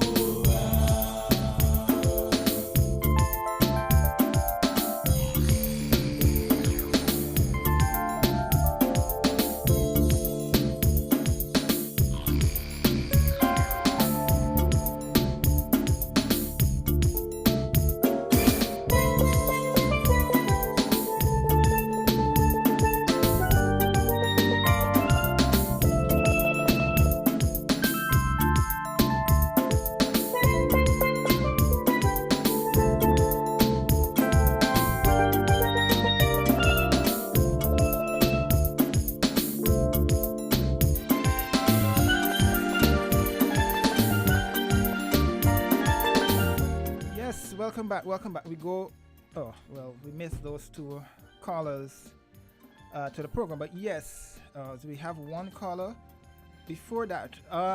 So we're discussing and we're trying to go beyond the politics of whatever topic that we're looking. We're trying to get people to understand whatever it is that we're discussing here on Win FM. I know we have our views. I know we discuss and you can ventilate. But we want to move beyond just the view of the politics and let us rationalize the topic that we're discussing here today on the program, right? And so people can understand and get a better feel for what it is that, or how the public feels about this specific topic. Okay, so we just lost those two callers again. Yes, so that was our discussion this morning, and we go back to the phone lines. Caller, good afternoon. Yeah, good afternoon, man. How are you doing today, man? I'm well. Yeah, great discussions, but I missed the first half today, but I heard you said something about the visa restriction that UK going to be imposing on Dominica, and like from what I'm gathering, this is going to be something that's going to widespread to the Caribbean. And before, I know the Prime Minister had a briefing yesterday or whatever, and a reporter asked him about the Dominican issue, with the visa restriction that's going to be imposed on them. But I believe the Prime Minister they know more information that they're putting out, because sometime yesterday or the day before, me myself, I've got some information that it's not just Dominica that they're gonna be imposing this visa restriction on. Grenada, Saint Lucia, Antigua, Barbuda, and St. Kitts and Nevis have been mentioned, and by the end of the year, all of these other islands, England is their intention is to impose this visa restriction on all of these islands, because the CBI program that the islands has been doing very well with, they're trying to control these islands, and they're trying to control these CBI programs, and I don't agree with that at all, man. The Caribbean needs unity now more than any time else, man. We need to attack these foreign countries on a together effort. It's all good that we watch Dominica getting theirs imposed on them, and we stand the by, like how we react. Are we happy that Dominica getting? I think, to in all fairness, right? And you did reference the Prime Minister yesterday. He did indicate that there. Okay, I guess you're driving. Yeah, he did indicate. No. Go ahead. Go ahead. I'm listening to you. Go ahead. Okay, so the prime minister did indicate that they're going to be holding further discussions with the EU and these other countries that raise some concern, right, surrounding this. But from our understanding, is that there is likely going to be some ETA being implemented across the board, which I'm trying to remember the exact phrasing of it, but the ETA is generally every country that does not have a visa imposed on them to enter the UK, just like now, Cetaceans and Invasions who are traveling up to the Canada and these places on the new initiative that they post, in terms of if you have a visa or whatever it is, you have to fill out a document, which is just going to take like 5-10 minutes, and you're going to get a response. Because I don't know who you are when you come into my country, so to get some background knowledge, you will have to fill out this, because that was a discussion we were having just now before I came back on air, right? That the ETA is going to be, so it's like, it's similar to a visa, but it's not as strenuous in terms of the information and all that. It's just to get some knowledge in terms of who Mr. Abel is before he comes. So when I turn up at the airport, there's some knowledge of who I am before I enter. So that's the general idea, because let's be frank, a lot of people travel under visa-free initiative, but we don't know who those people are when they travel. So so the ETA will provide some knowledge or some information of who that individual is coming to the country. But back to the point itself, the governments are engaging in terms of coming to a solution or some headway in terms of this particular issue. Because you're right, it might be Dominica, but it might be St. Kitts and Nevis, it might be Antigua. It can be some one of us down the road that this can happen to. So if this domino effect happens, where is that going to leave the Caribbean on a whole? That's my question to you. And I'll listen off the air, man. All right? All right. But I wanted to get, Carl, you still there? Yeah, I'm still here. Okay, so I want to get from you, what is your perspective in terms of how we as St. Kitts and Nevis can diversify our economy to move away from being dependent on the citizenship by investment? We're not doing away with the program, but our dependency away from it, because we're banking on tourism, which is, a major revenue earner for us. But what else do you think that we can do in terms of bringing more economic activity to St. Kitts and Nevis? Yeah, well, definitely, we need to diversify. I think the Prime Minister say he's moving in that direction as well too, which is good. The diversification is very well needed, man. Everybody's been talking about agriculture, especially since COVID struck, and we was still dependent on them food imports. So locally on the ground, they need to try to bring back that. I know, like during COVID, some manufacturing plants went like left from St. Kitts in that district named St. Kitts. We need to start working and moving in that direction. This is post-COVID now, so we can't sit back and let post-COVID be like a failed New Year's resolution.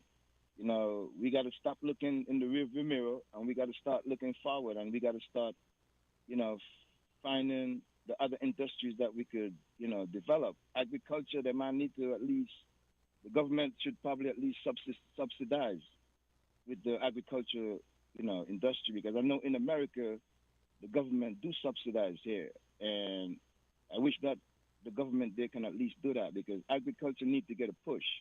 Because if we get all these visa restrictions imposed on us, and on top of that, it's as if like the foreign countries are going to be dominating and controlling us. If we are confined to our own country and not being able to travel places visa free, that in itself is a restriction. And some people might say that's a violation of human rights. You don't have freedom of movement, and that's the big picture we got to look at. If we are isolated in our own country and we can't provide food for ourselves, that's going to create another problem. You know what I mean? So we got to look forward and look to the big picture. But we definitely need to diversify agriculture and maybe some manufacturing light manufacturing or whatever. Technology, we got to advance in, they talk about the orange economy and the different economies. They gotta really start thinking about picking up those other sectors, man. All right? But I definitely think they gotta diversify, man. Because with the crime that's underground, that very much is gonna affect tourism.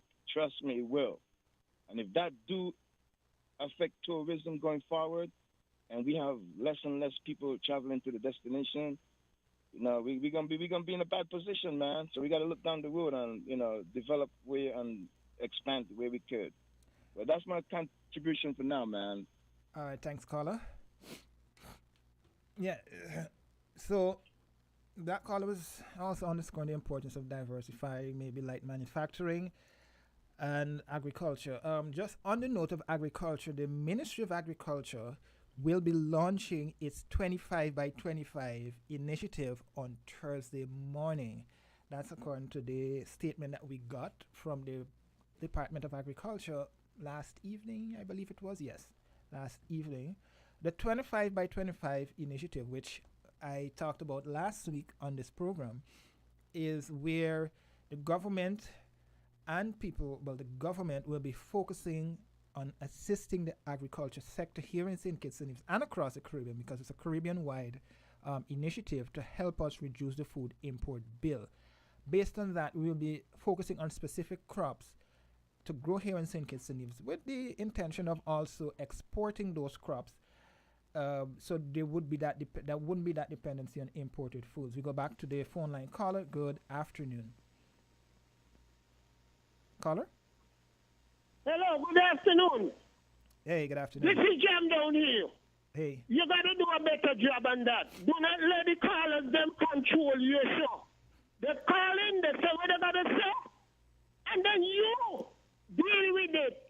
You answer them and put the perspective in position. You don't give them the way to kill the show. Other people want to get in to make an impact. What I really want to talk about, there's going to be a little different, is that is a big talk around St. Kitts Nevis right now concerning the national security pick. That brother, Wasi, he's more than qualified for any job in national security. Wasi born here and criticians who chatting nonsense. They got to understand that Wasi is one of us, and he deserves, any critician deserves a job in the country. And we should lift him up and prove to know that a man at that kind of stature could come back home and serve. Okay. And I, Jam Down, want to endorse Wasi because I know he means well, and the slacker in it. Yeah, caller, just quickly. Can you give us some... Caller. In music, in the days that Jay was, and people will reach out to him and give him the information if you don't know. Caller. This is what we country want. Don't let the politicalness, the Caller. politics, who you be and who you ain't be. Finish away with that. Caller. Jam down.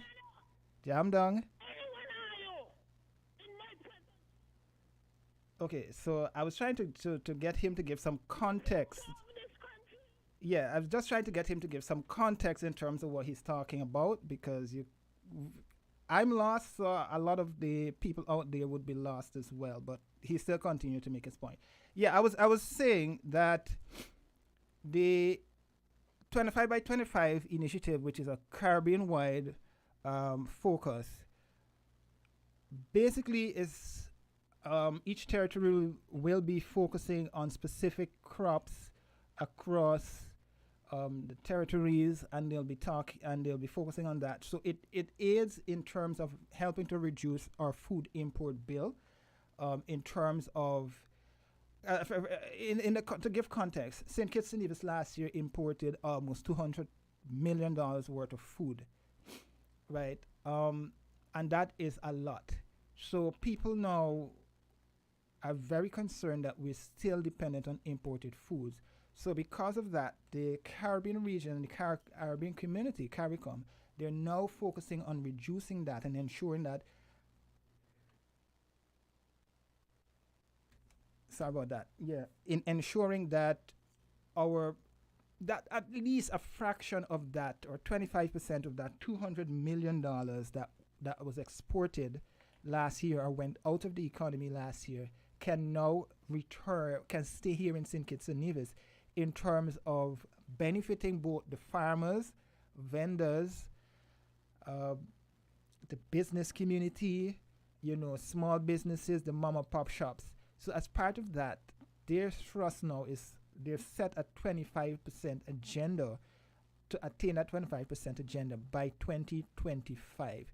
That initiative will be launched on Thursday, and I'm sure that all of it would be explained by the minister to the farming community, to those livestock owners, the fishery sector, and all of them. Also, one of the concerns, based on investigative reporting that was done, was the way in which farmers undertake their or apply their trade in terms of planting, because that's one of the issues that was raised. And secondly, how is the ministry and the government going to tackle this specific issue of climate change and climate smart agriculture? Because let's be frank, we're in a drought, and that is impacting both the farming community and the livestock farmers as well, right? So based on that, all of these things were included in the proposal based on my interactions with the permanent secretary within the Ministry of Agriculture and the minister, and a lot of concerns from farmers and the business community will come out at that launch. So you can look forward to that on Thursday. But we here in St. Kitts and Nevis must change our mindset in terms of eating local, in terms of purchasing more locally produced foods, and also we have to find a way to ensure that the locally grown produce are actually more cheaper than the imported ones. As somebody who's been, following the news, doing the news, reaching out and hearing farmers and vendors, they're being saying that when they talk to the people, they're saying the packaging of the imported produce are actually more, I can't use that word on air, but it's more motivating and appealing to the public, and that's one of the reasons that they've been seeing people purchasing more of those. I spoke recently with one person from the agro-processing, and they want farmers to be more forceful and be more business-oriented in terms of how they provide their produce to those to the agro-processors, so that they also can benefit from these imported benefit from the $200 million that actually went out of St. Kitts and Nevis. Right, the prior year it was $150 million. So I think it's a collective effort that's needed in terms of getting people to eat more locally grown produce. The farmers have to step up their game as well. The government has its role to play in terms of ensuring that the environment is there in order for people to be able to benefit significantly from their produce and the entire market of that $200 million that went out. And the vendors as well. If we're seeing, hey, something is about to spoil, we don't necessarily need to keep it on the shelf. We can make end products and sell. So it's an entire chain that is needed in terms of benefiting everybody in the agriculture sector if we really, really need to reduce the food import bill here in St. Kitts and Nevis. But yes, we have a lot of work to do in the agriculture sector when it comes to all of that. So we'll now hear from our partners, and then we'll continue with Inside the News here on WIN FM. People make the world go round.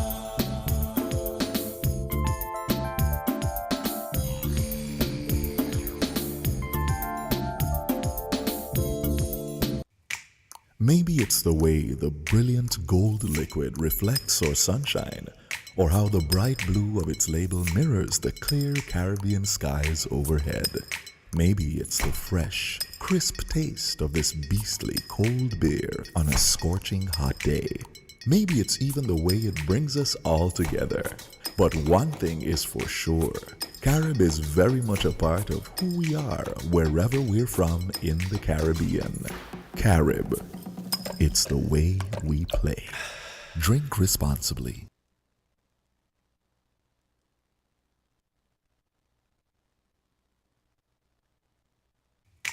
Maybe it's the way the brilliant gold liquid reflects our sunshine, or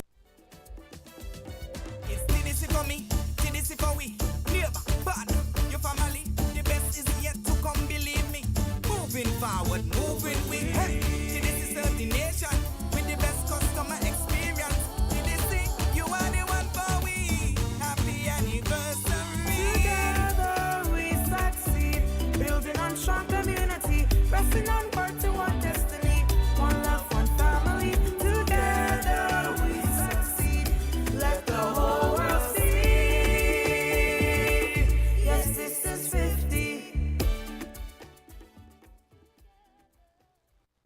People make the world go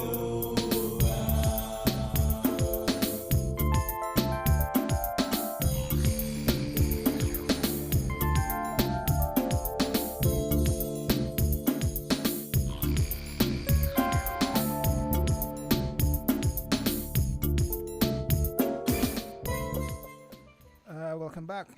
We go straight to the phone lines. Caller, good afternoon. Good afternoon again, Mr. Abel. Hi, good afternoon. And good afternoon to all those who just joined. All of my friends and relatives at home and abroad. You know, help us pray for rain. You have a piece of heat here. Now let me attempt to address the first and second question. Stop me anytime. Now, you know about comparative advantage, right? That's an economic term? Yes. Hello? Yes, yes. Yeah, I want you to participate with me, man. I'm not making a speech. Now, it means that those people or firms that are better able to produce anything at the lowest cost with the same quality should concentrate on it. Now, when we go to agriculture in a Caribbean context, is there any one crop that we have the comparative advantage in? Do you know? I'm not sure. Huh? I'm not sure because different territories are focused on various things. Right now, some of the countries, especially in the windwards, they have rivers. Or we have a gut that runs when we get heavy rains. So that even though the place may be hot, they have a year-round supply of water.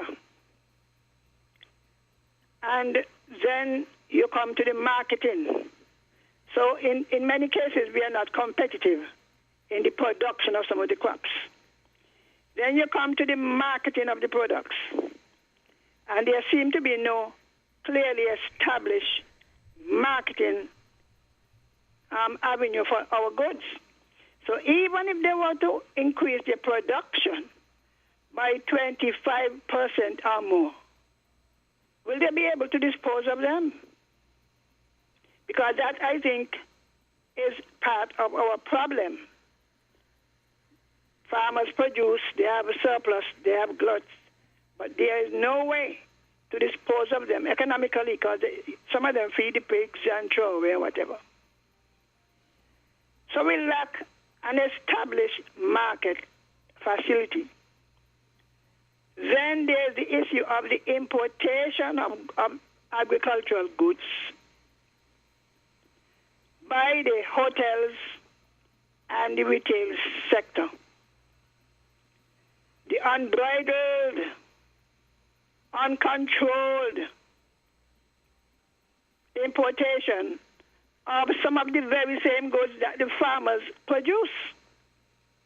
But Miss Henry, in terms of that, right? From my understanding, and from my interaction with some of the agriculture officials, right, and with farmers, it seems as though, yes, we're producing, let's say, bell peppers and cucumbers and all of that, whatever goods that we produce here in St. Kitts and Nevis.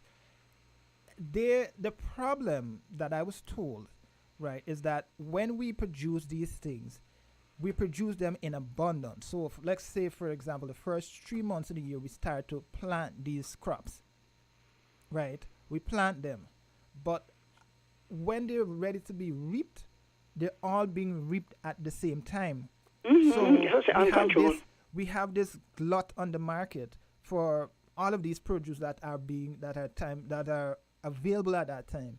So 3-4 months down the line, we don't have them. So what they do is, if we don't have them because of this glut that we have on the market, it only makes sense for us to import them. So as part of the 25-point plan or 25 by 25 initiative, they want to ensure that strategic planting, and I'm not speaking for the government, I'm not a PR person for this plan, but that from the interviews that I would have done, that is the understanding of what this 25 by 25 initiative. The question is, are they going to limit the proportion of those same commodities coming into the country? Well, that's a question to be answered. Yes, I mean, that is what we need to deal with, Hopefully. Now, I heard somebody on the radio talking about WTO, and you can't subsidize. I recall in 1995 I went to India, and that was one of the discussion. And countries, India, as I told somebody, one of the presenters was the former head of the WTO. And he was explaining, while WTO says so, India uses other methods to ban or bar goods from coming into their country. But we are afraid to do anything. And they spoke about tarification, which is what the U.S. was using against China and China against the U.S. So while you can't say they can't come in, if you put on a tariff on their goods, it should make them more expensive than the local goods. But our people seem reluctant to apply tariff to some of these goods. I don't think it's that, Miss Henry. I would say it's a case that because we do not have enough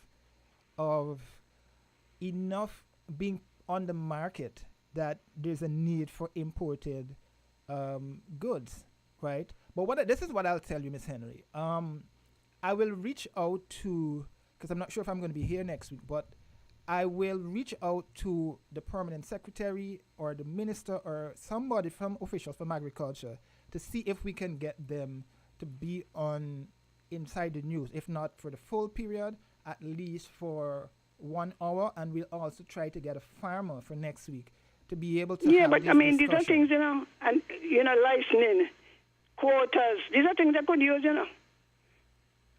There are measures that can be used. And this thing about subsidy, of course, WTO says you cannot subsidize.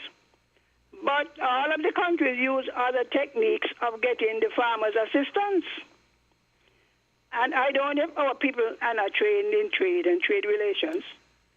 There are things that they can do. They can do tariff. They could do quotas. When the other country object, use the next one. But the thing is, right? We are here doing nothing. We are observing all the rules of WTO, and then there are people who are breaking them and using them against us. Yeah, but Miss Henry, okay, 30 seconds, but I just want to make this point, Miss Henry. I think... I'll hang up so your line can be free. All right. So the point is, I'm trying to remember exactly where it was. Someone was making the point, and I can't exactly remember who it is, and I think it was at the press conference. Oh, Dr. Douglas was making the point at the last press conference that we in the region have this issue where we have a preference for a certain produce or certain products that we tend to use those as against looking for the minimum of what is being produced in the Caribbean. And I think that is where the problem is when it comes to this whole discussion and topic about imported foods and all that. Caller, good afternoon. Okay, I guess we lost those two calls. But yes, so the thing is, for example, and the person was making the point that, okay, let's go back to the phone line. Caller, good afternoon.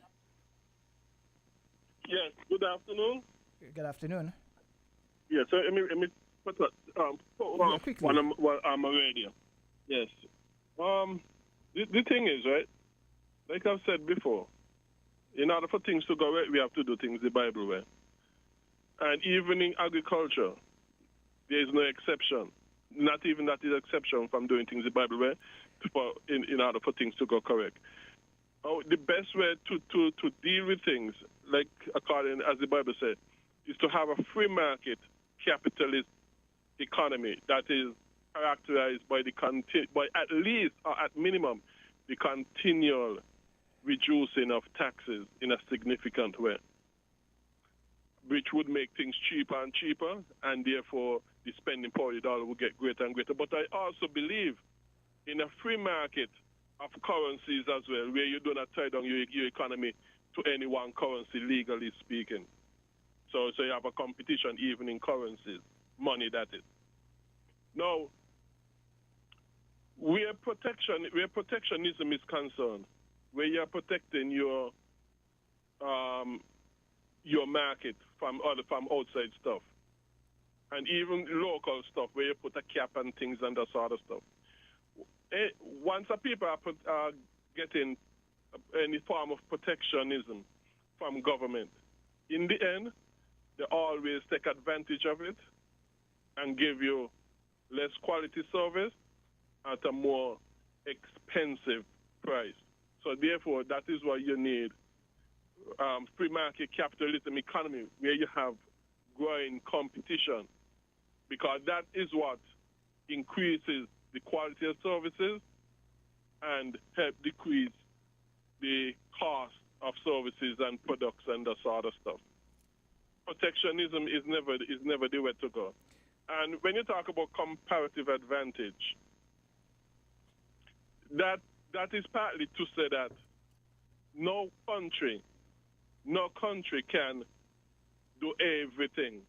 There are other things that other countries can do better than you.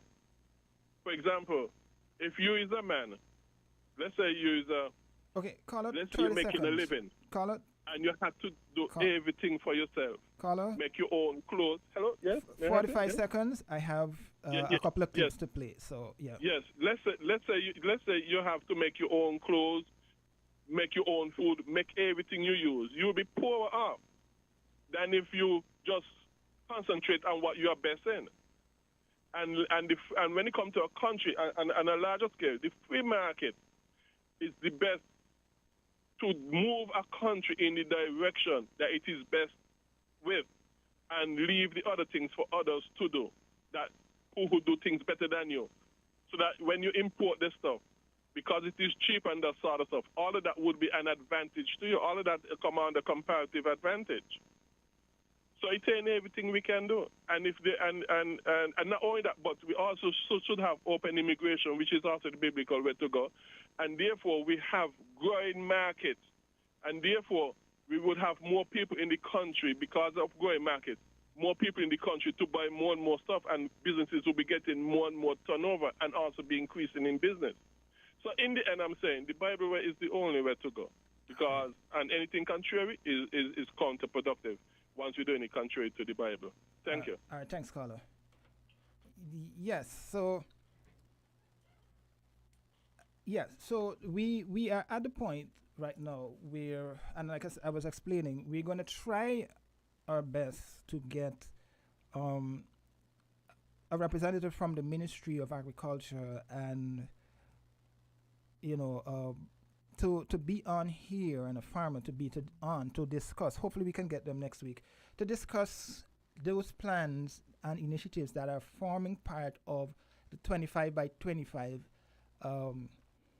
initiative that the government and CARICOM is seeking to have implemented. So hopefully within the 2-year target, and some people were arguing, just before I go to the clip, that the issue that we have in the region, which is something that was also noted, is the implementation. But at least we have a goal or a target set that we can work with in terms of achieving food sustainability and reducing what is going out of St. Kitts and Nevis in terms of food finances, and that can benefit each and every one of us here in St. Kitts and Nevis. But we'll take a break quickly, and then when we come back on the other side, we're going to hear a bit more from the Prime Minister in terms of the minimum wage and the amount of social programs that we have here in St. Kitts and Nevis. We're different. We're 98.9. 98.9. Win FM. People make the world go. The climate change crisis is already making millions of people sick and jeopardizing lives. But for us in the Caribbean, young people are among the most vulnerable. Our future is at risk. Taking action now can lead to huge health benefits. The I Deserve a Better Climate for My Health campaign will spotlight real issues from real young people in the Caribbean and give youths a platform to contribute to the solutions for climate change and health. You are not too young to inspire climate and health action. People make the world go round.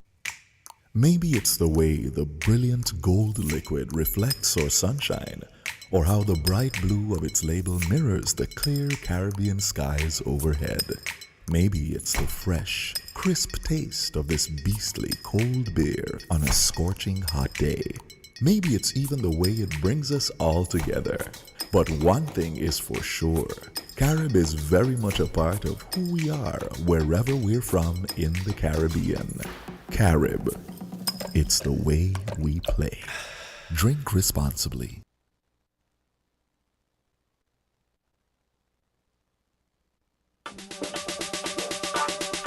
Shopping with TDC just got much easier.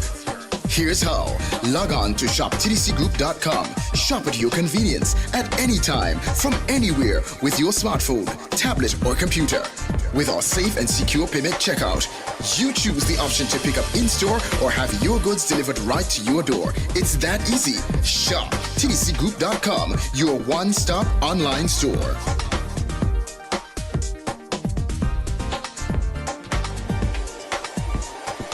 Shop anywhere, shop anytime, same quality you love.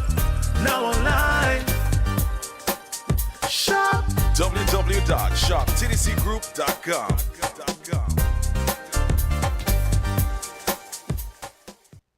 People make the world go round.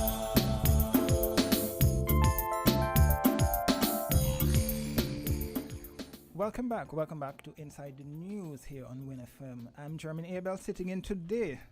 I'm in the hot seat today, and we're discussing the major news that we heard during the course of the week, and we're just trying to, move away from the whole politics of the issues affecting us here in St. Kitts and Nevis and get to the root of these discussions, right?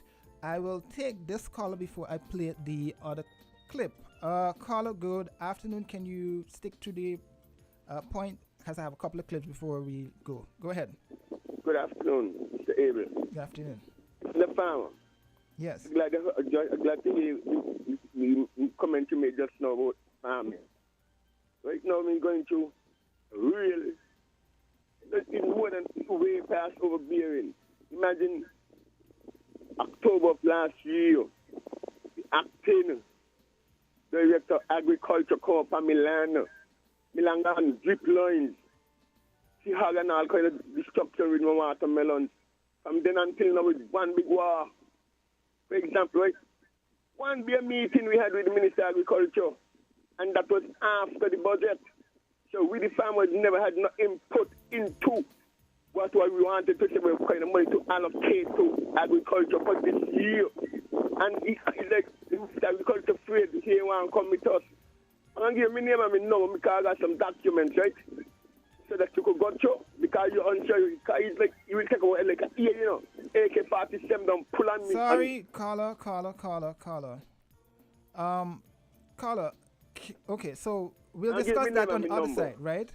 What I want to get from you, right, specifically, is as a farmer, what are some of the challenges that you guys are experiencing now? Especially, we know we have the issue of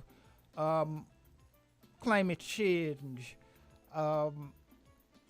food production, and all that. Go ahead. Short time there to go. You're talking about disadvantages. For example, right, Milan fence. Why should people get cattle, no chain, not all on them, and then tying them, come block down my fencing? Farmers must fence, but animal owners mustn't tie the animals. After the cattle them done come and block down, right? Wild hog, goat, monkey.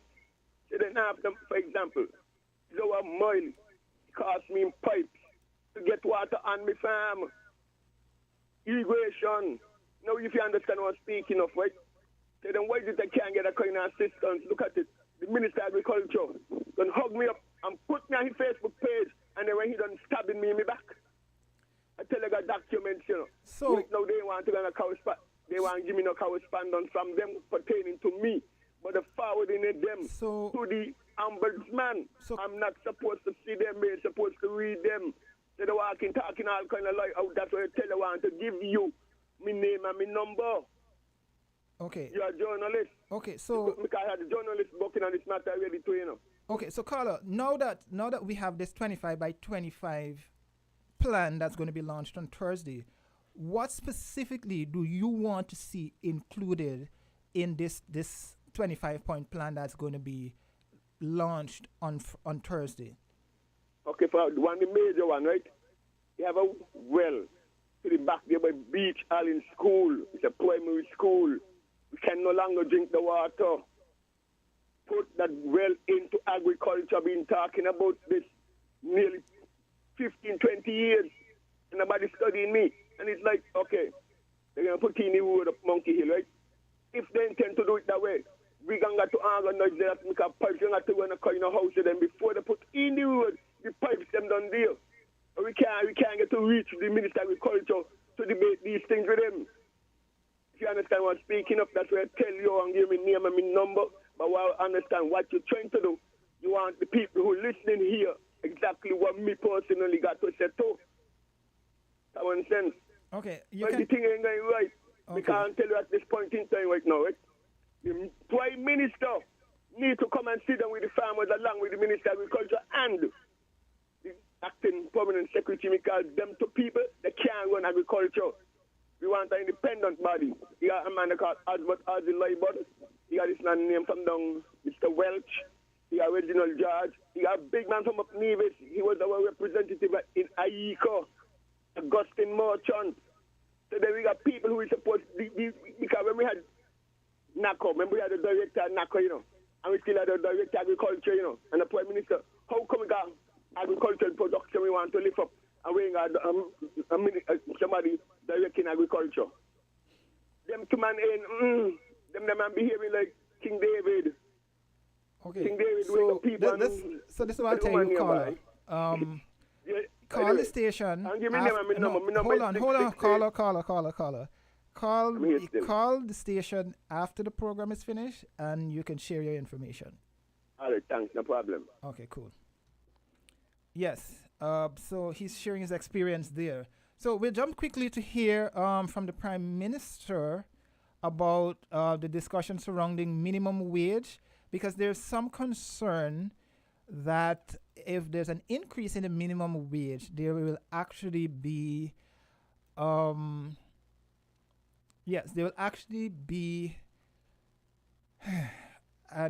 inflation spin-off from that.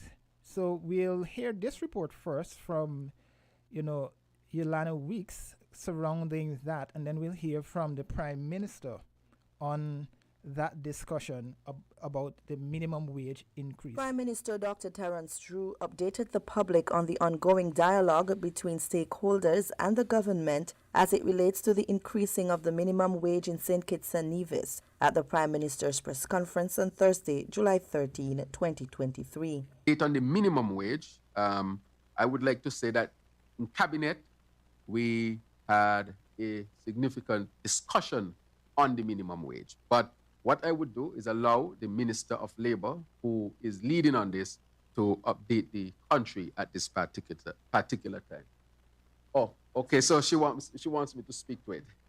So as you know, the minimum wage task force was put together, and it was being led, of course, by the Ministry of Labor, where you would have brought all of the stakeholders to the table, means government, business, chamber, and so forth, union, workers' organizations, to discuss the issue of the minimum.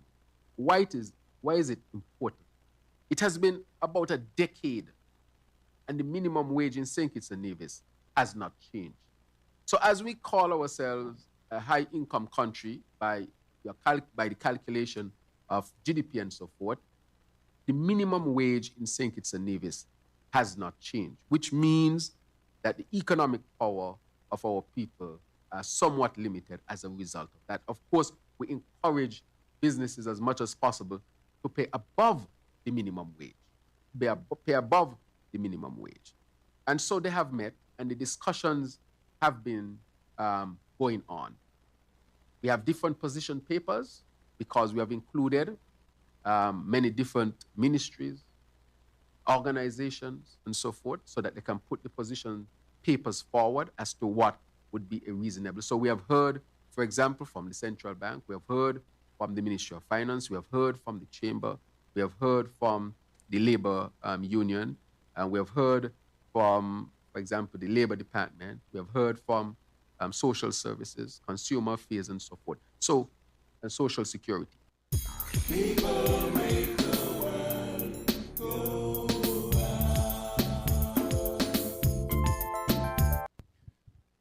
Prime Minister, on the matter of minimum wage, the minimum wage rate increase, which has been a hot button topic for the last few weeks, what are some contingencies being drafted to limit any negative impact the proposed wage rate increase will have on the economy?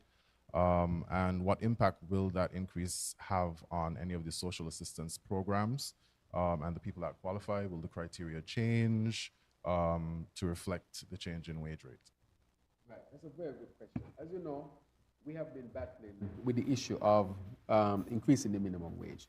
We have put forward a committee that is made up of the stakeholders, and the Honorable Sam Conda had been leading on that committee with us. Of course, we have the chamber, we have the labor movement or workers organization, we had the government, Ministry of Finance, we had a position from the central bank and so forth. And so we are looking for the best, because for the last decade, there had not been an increase in the minimum wage. What, as I told you, the economy post-COVID, we are going slower because we opened late, not because, fundamentally because of that.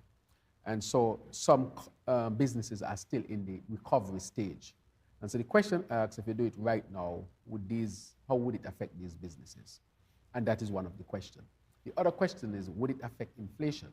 Because as you know, you increase wage and inflation goes up. So you increase wage, and not because anybody's gouging, it's just it's a principle of economics.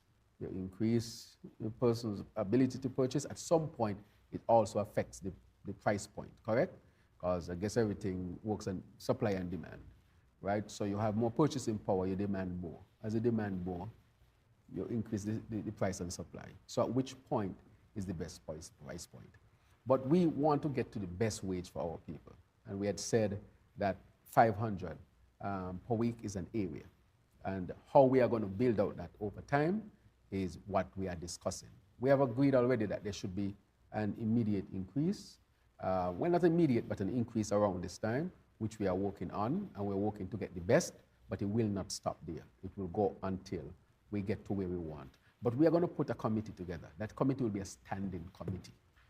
That committee has to review the wage situation in St. Kitts and report to the cabinet on a regular basis. We're going to set up the frequency of that.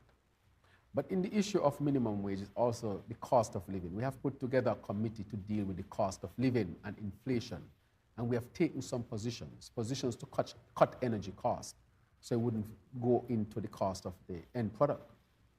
We have also done concessions, as he would have pointed out as well. We have capped the freight at 2019 levels, and we are looking at other measures that we might have to undertake as we monitor.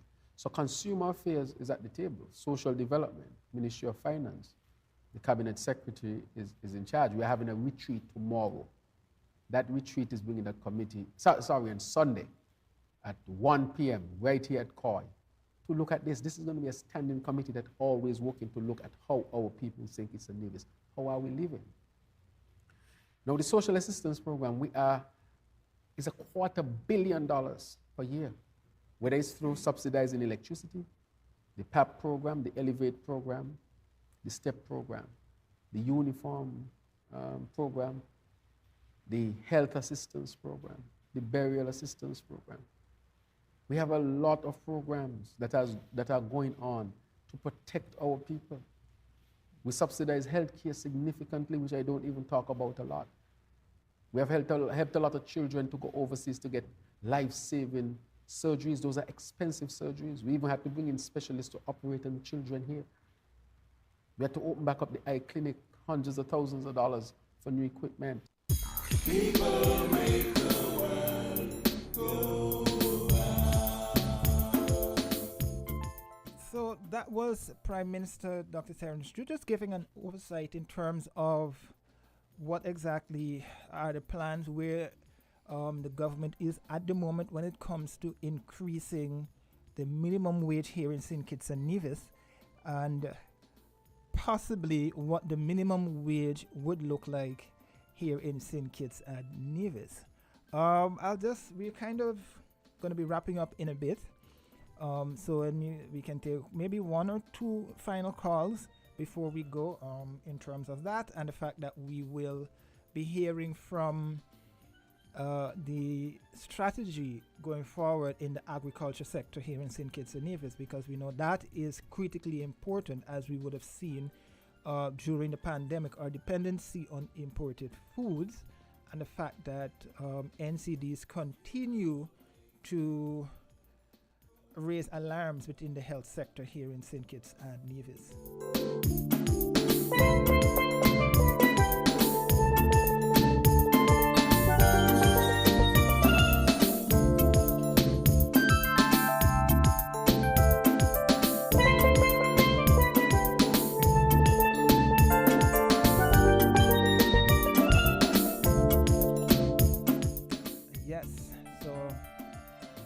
It was a busy news week for the people who chase after the stories to get you the necessary information and keep you informed.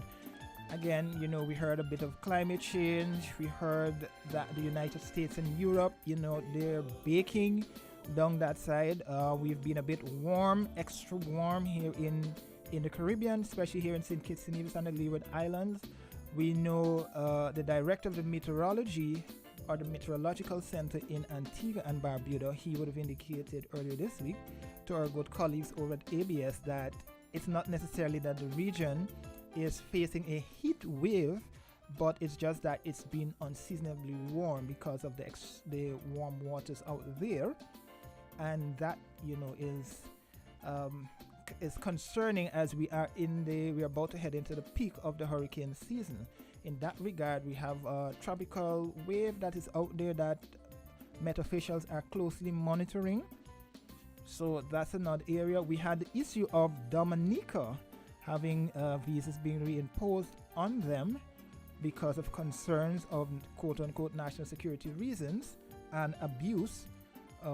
That's what the UK Home Office and Home Secretary have been saying, for them reimposing visas on Dominicans and holders of Dominica passport in order if you want to travel to the UK.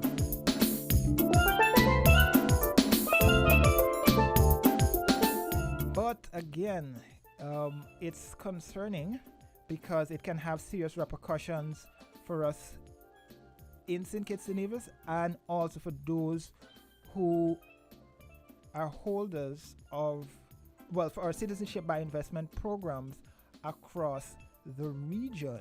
And we know St. Kitts and Nevis, for example, is very dependent on, our economy is dependent on that. I see we have one caller. We can squeeze that caller in for just about 45 seconds. Caller, go ahead. Your final call as we wrap up the program. Wait, I thought we were going to 1:30. You go to 1 o'clock? Give me an idea. It's just about 1:30. Go ahead. 1:30. Anyway, I think our Prime Minister has accepted the fact that it will be difficult to raise the minimum wage because of the impact it would have on the economy and on certain sectors. Even the government itself, all those on step are paid minimum wages. So it would, in fact, affect the government's compensation of employees. And the businesses, as you can see, he keep giving them concessions after concessions. And I think he has accepted that at present time, they are unable to raise the minimum wage to maybe the 500.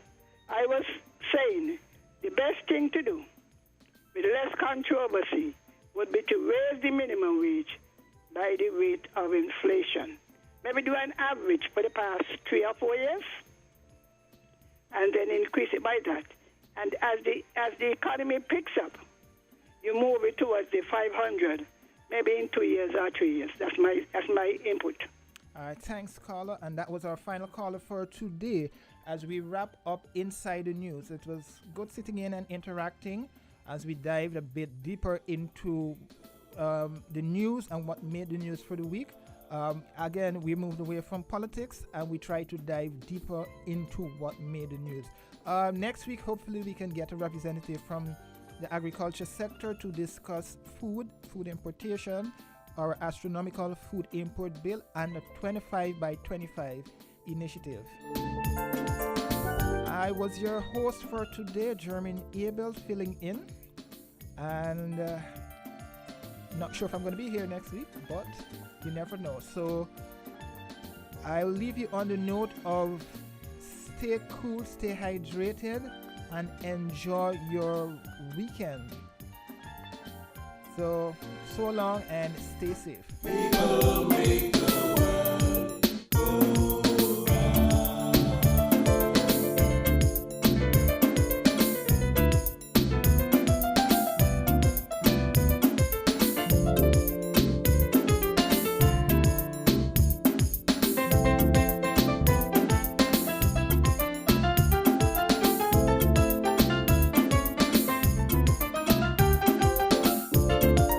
We're different. We're 98.9. 98.9. Win FM.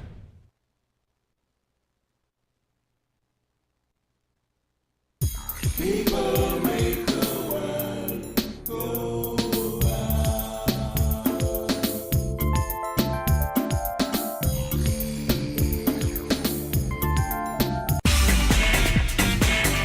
Found the sound. 98.9. Win FM.